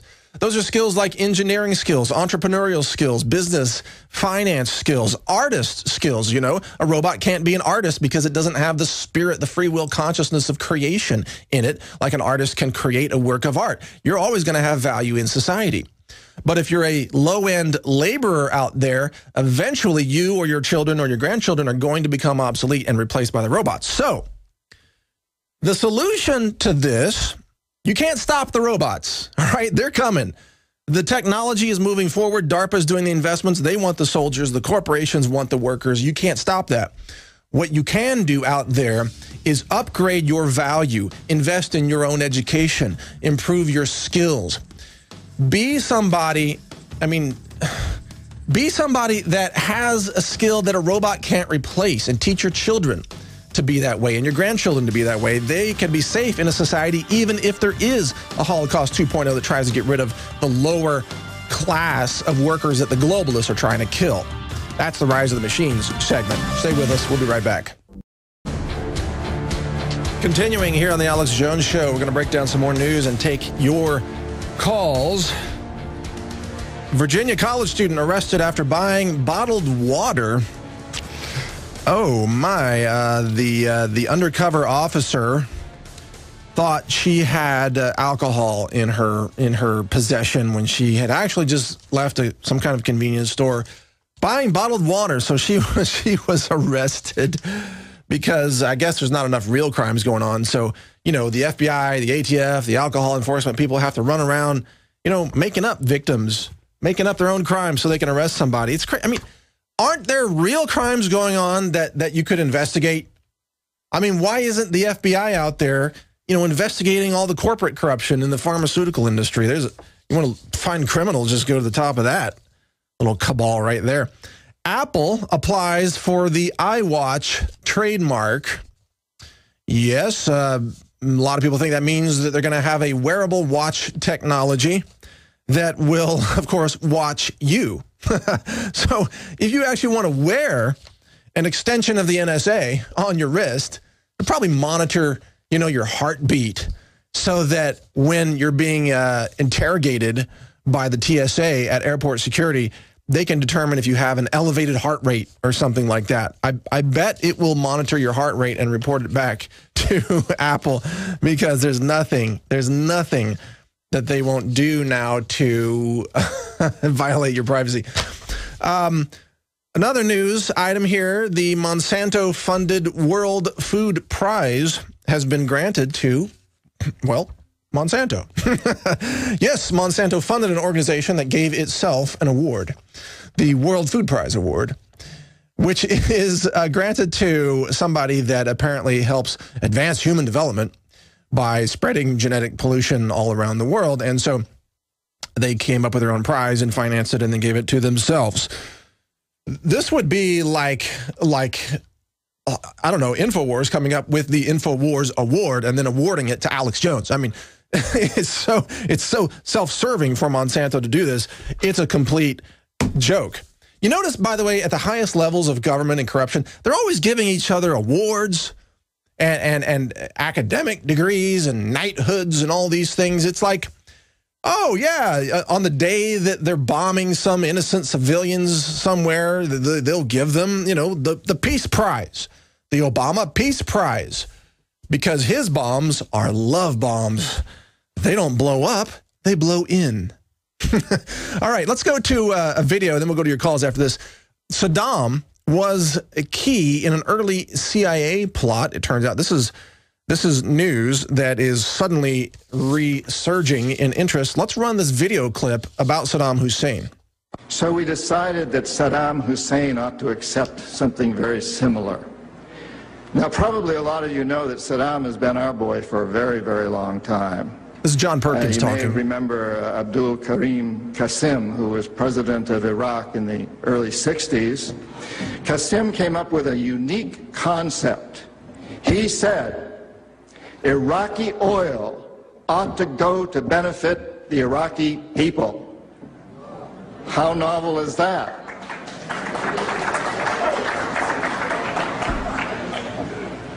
Well, we didn't like that very much. He began to tax the oil companies, particularly the British and some American companies, and threatened to nationalize our oil companies. And so we decided that Qasem had to go. The CIA sent an assassination team. It was headed by a man who was still going through high school, an Iraqi citizen who was still going through high school. They riddled Qasem's car with bullets on the streets of Baghdad and missed him. The head of this assassination team was wounded and fled to Syria. His name was Saddam Hussein. He was a CIA agent in those days, an assassin for us. He failed. He was our boy. He was our man. And so, and we sold him a lot of, and gave him a lot of tanks. We built him, Bechtel built him big chemical, I don't know, my father-in-law was chief architect at Bechtel, built Saddam big chemical plants that were used, and we knew that they were used to make mustard gas and other chemical weapons that were being employed against the Kurds and later the Iranians. We knew this, but we sold him these things. You have to remember that Middle Eastern oil is the oil that's used by a great deal of Europe and China and Japan. If we control Middle Eastern oil, we control our biggest potential competitors, Japan. All right, China. That's John Perkins, author of Confessions of an Economic Hitman. We got to have John back on this show, by the way. We got to track him down. He's got a lot of good information. He knows how these things work. Basically, the U.S. government obviously recruits people like Saddam Hussein to do its bidding to hijack and overthrow foreign nations and get them into debt with the World Bank so that the U.S. then has leverage to control the resources of those countries. And then the resources are then shipped out and brought back to the United States, typically oil being one of them. This is, by the way, one of the reasons why there's so much tension with Ecuador. Ecuador has a huge oil reserve there in the eastern section of the country, and it has apparently just signed over much of the exploration rights of that sector to China. Yeah, so a lot of competition going on there between the U.S. and China to get the natural resources of the world. I mean, what else? What else is it really all about? Power and domination. And let me bring you this piece of news very quickly, then we'll go to a call. Jennifer Lopez has been forced to apologize for singing Happy Birthday to a brutal Turkmen dictator accused of torture. She was singing Happy Birthday to him at a celebration concert, and she has now apologized for singing the song to one of the most repressive regimes in the world, according to Human Rights Watch. And in related news, Lady Gaga has changed the national anthem to end with the line, "and the home of the gay." She thinks she's living in a country that is like 90% gay or something. Maybe her supporters are, but certainly not the rest of the country. I mean, again, stop shoving it in our face, okay, Lady Gaga? You're a warped individual at every level. Airline recruits women who are thin to save fuel. That's right. I didn't say it. They said. This is on CNN. They don't want overweight airline flight attendants because they take too much fuel to fly back and forth. So they're hiring ultra-thin women who also, by the way, happen to fit through the aisles better in an emergency. That's no joke. I mean, an emergency situation, you got to be able to get your bod out of the aisle, out of the plane, and help other passengers escape. So there's actually a physical reason behind that as well. I know it's politically incorrect to talk about women being thin, but hey, that's what this airline is doing, so we're reporting the news. Let's go to George in Connecticut. George, thank you for holding, and welcome to the show. Hi, Mike. I have a comment and also a question. Quick comment is I know you did a movie, or not a movie, a documentary with Gary Knoll on the genetically engineered seeds. He has a great idea that he started up with his radio show. He basically, you can dial in and listen to the show while you're, you dial into that number, and it'll automatically. You don't need any special app or anything like that. I think Alex should do something like that. And what we should do is have hundreds of people meet up at government buildings, and like the walls of Jericho, they turn on the show and then have an amplifier and take the walls down of these buildings. That's pretty cool. Yeah, well, yeah, Gary Null's great, and I really like his work in nutrition and truth-telling on issues like vaccines as well. I believe he's on the Progressive Radio Network, PRN. I think that Alex's audience is so large that if there was a call-in number, it would be overwhelmed. They'd have to have like an NSA-style data system here just to handle all those phone calls. But it's an interesting idea for sure. Do you have another question? So I have a question on something that Alex was talking about on Friday. Maybe you can help me fill it in, or if you can't, maybe you can talk to Alex and he can get more details on it. That idea that he was talking about, that they basically have in the Obamacare, that basically gives them up to a 12-year amnesty on any illegals working, so they don't have to work less than 30 hours to avoid the penalty or the cost of Obamacare, that basically makes American citizens second-class citizens in their own country when it comes to hiring. So I would like to know what that specific where he got that information, because I've been trying to find it and I can't find it, and I'd like to bring that up with the immigration bill, because if we can add that with the immigration bill, that's almost a killer app if it's for these people. Well, good question, George. I'll run that by Alex. He might even be hearing your comment right now. Look, the thing is, almost nobody knows what's in this bill. That's the thing. It's just like Obamacare. You know, Pelosi saying, let's pass it so we can find out what's in it. It's so massive, and it's so full of pork and deception, and you have to navigate it like a minefield, a linguistic minefield, just to figure out what's in it. But you can bet it's bad for America. So it is true that the amnesty bill is going to try to give corporations preferential benefits if they hire these newly documented, formerly illegal, undocumented immigrants over Americans. And that's absolutely true, because this bill is designed to destroy America. It's not a human rights bill. It is an economic destruction bill for America. And any Republicans, by the way, that get behind it are just committing political suicide. So it needs to be fixed in a huge way. Let's go to Mike in Denver. Mike, thank you for your call. You're on the air. Go ahead. Hey, Mike, how's it going today? It's going pretty good. Are you enjoying the show? You know, you're coming along so great. I was going to tell you that from the very first time I heard you guest host till today, you're just spectacular. So. Oh man, well, keep up the good work. We're doing our best. That's all. What's your question or comment? You know, comment out here in Denver, I don't think many of us are going to follow the gun laws, and on the 10th, it's going to actually go to the federal court to see if we can suppress those. Yeah. Our sheriff did a good job with that. Yeah. My question, given the GMO, how much is actually in the food supply, is probably not coming out. So is there something that can counter it besides just not buying it? So what's your question then? Well, there's so much wheat and corn GMO that's not labeled and is in the food supply. Yeah. And we probably can't get it back out of the food supply, so I'm wondering what will counter that. Oh, well, I think that if we stop planting genetically modified corn and soy, the two largest, and cotton, the three largest GMO crops, remember, wheat is not yet commercially, genetically modified, even though it's been contaminated as such.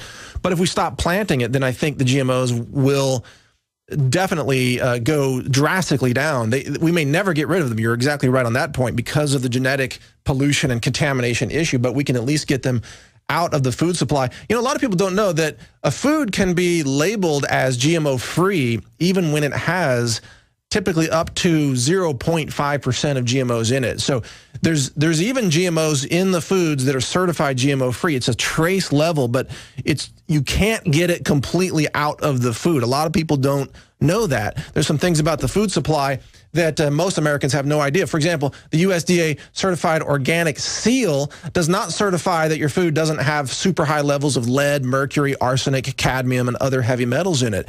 They're not tested at all. So you can have certified organic food grown in China, imported into the United States, sold at health food stores that is heavily contaminated with lead, which causes developmental, cognitive impairment in children, and also causes mental retardation, which I think we're seeing in the culture. So I hope that answers your question. I got off on a little tangent there. Anyway, but thank you for your call there, Mike. Let's go to Eric in Tennessee. Eric, you're on the air. Go ahead. Hey, Mike, how's it going today, bud? It's going pretty good. I'm having a good time here today, trying to mix it up and inform people and not make not have it too boring at the same time. Yeah, well, you went off on quite the tangent with the Napolitano thing there. That was visually striking. Yeah, wasn't it? You like that idea of Michael Moore and Janet Napolitano in matrimony? Up in my throat a little, Yeah, yeah, exactly. I know the feeling. Go ahead, sir. I had just a couple of comments. I mean, I see these guys like Snowden, and to me, it looks like, I mean, it really takes me back to the Revolutionary War. It's like they're running through the streets yelling the British are coming. Yeah. I mean, those are our guys, and if the American people won't stand up for them and make more noise to get them back in this country and get them free and let that information out, I mean, we've already lost. Well, yeah, that's the big issue, and that's what Snowden said was his greatest fear, is that the American people become aware of all of this, and then they sit back and do nothing. And the theory of why that's happening, at least the theory here at InfoWars, and I agree with it, is that the people are so dumbed down, they're brain-numbed zombies in a very chemical sense. They're, it's the fluoride, it's the heavy metals in the food that we just talked about, it's the GMOs, it's all these things. People are being stupefied. That's not the correct use of that term, but they're being made into brain-dead zombies by the chemical assault, which is deliberate, I believe. Since I started listening to Alex Jones, it's been about a year and a half since I actually woke up and looked around and saw the disaster that was going on around me. I've turned off my Dish Network. Yep. Completely. I've cut myself off from all of that mainstream crap. I don't even look at it online anymore. Yeah. I mean, I get my news directly from Infowars.com. I listen to Glenn Beck occasionally. I know that's a no-no, but he does make some good points, and he does give tips to Alex Jones every once in a while. He will kind of nod his way, even though he says he tries to kill him, which I don't understand that. No, I don't get that either. I mean, yeah, I listen to Glenn Beck maybe once a month when somebody sends me a tip, but the last tip he had is going to be this huge announcement that would bring down the government, and I was like, wow, cool, Glenn Beck is going to do some big whistleblowing thing, and then the next day it was like nothing, and he never talked about it. I don't know what happened. I think he got pressured just like they got pressured in the UK and pulled that story from the paper. Well, I mean, why would you pre-announce it? If you have intelligence that's going to, quote, bring down the government, you don't go on the air the day before and announce that you have that information. Oh, he was eating crow for a week over that, but I mean, the government had to have leaned on him. Somebody somewhere leaned on him and said, you do this. If you do this, you're a dead man. Well, yeah. I mean, if you have that information, you got to get it out immediately so that you aren't the person that they can kill to stop it. But that to me, that was a big disappointment in Glenn Beck. Now I know it could happen to anybody. Maybe his source changed his mind, and so that promise was broken to him. Maybe it's not his fault. I don't know. But I hear you. Do you have another question? Yeah, I have one more comment. The Xbox 360 that they're replacing with the Xbox One. The Kinect sensor that you put on the old 360? Right. I unplugged mine like a year ago. Yeah, because it's watching you. It unplugs from the back of the 360. I don't know, a lot of people don't seem to realize that, but you can just unplug that bad boy. It's not as sensitive and it's not as good, but if you turn it on picture mode, that thing has a better camera than my camera phone. Well, not only can you unplug it, but you can take your Xbox 360 and you can set it on some cinder blocks, and you can blast it with a Barrett 50 cal. That also renders it inoperable. So that's what I would suggest to do in legal and lawful areas only. But thanks for your calls. More straight ahead. This is the Alex Jones Show. We'll be right back. All right, we're back in the last segment here on the Alex Jones Show. We're going to continue with your calls in a minute. I want to plug this book that I think is really important for our time. It's called The Founder's Bible, The Origin of the Dream of Freedom by David Barton. The Founder's Bible. This was sent to me recently by a friend.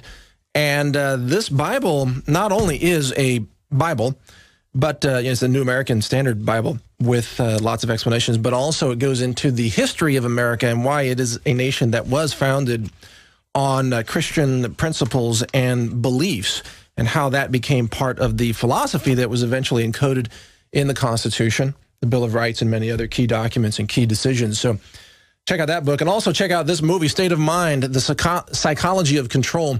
This is available at InfoWarsStore.com. It's called State of Mind. I can't wait to see this video. Like I said, guys, I'm stealing this copy, okay? I'm taking it home.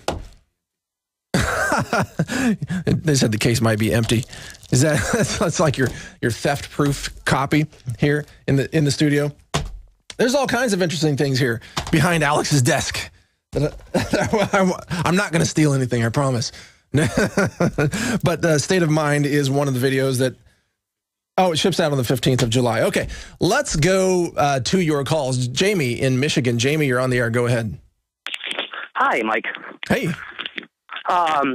I had 2 comments and a question for you. I'll try to make them quick. Yeah, go ahead. The first comment is I've been pretty awake since 9/11, and I've progressively got more and more upset with not being able to figure out what to do about it. And I watched Network, and the movie where the guy freaks out on the newscast show. All right. And he gets all the people to scream at the same time. I'm mad as hell, and I'm not going to take it anymore. And I thought we should have a time at 1 p.m., at least one day a week. You should voice your opinion. Call your senator. Call your congressman. That's what I've been doing, calling Alex Jones' show at 1 p.m., doing something to literally make your voice be heard. Good advice. Yeah, absolutely. People should exercise that. But see, everybody's being scared into a state of cowardice where they think that voicing your opinion is not acceptable or politically correct. You're not supposed to speak out in America. That's the new thing. But those of us who aren't afraid, who are willing to stand up for liberty and say, I'm not afraid of you, our voices will be heard by those people who are afraid. That's right. We do have some people on our side, and it'll snowball effect. 1 p.m. I'm really trying to promote this amongst everybody I know. I got a group. I'm mad at telling I'm not going to take it anymore on Facebook. Yeah. For people to, join up, trying to get people active. All right, so the group name is I'm Not Going to Take It Anymore? I'm mad as hell. I'm not going to take it anymore. the whole thing. Okay, I'm mad as hell. And it has a little rock fist next to it. It's an open group. You might have to ask to join, accepting all invitations. All right. Well, that's cool. People, you can check out the group. I'm mad as hell, not going to take it anymore. Group on Facebook. Thanks for the call. But I agree with you, Jamie, that we got to voice our opinions. That's why I'm here. I know that's why Alex is here as well. Let's go to Michael in Texas. Michael, welcome to the show. Oh, thanks for taking my call, Mike. Yeah, just a couple of things. Yeah, you are a favorite. We're glad to have you on the show. Anytime you come on, we're glad to have you here. Well, thank you, sir. Well, and I'd like to make a comment about Ronnie Reeferseed. He is one fantastic info warrior. Yeah. He doesn't miss a commissioner's meeting. He's down at City Hall every chance he gets.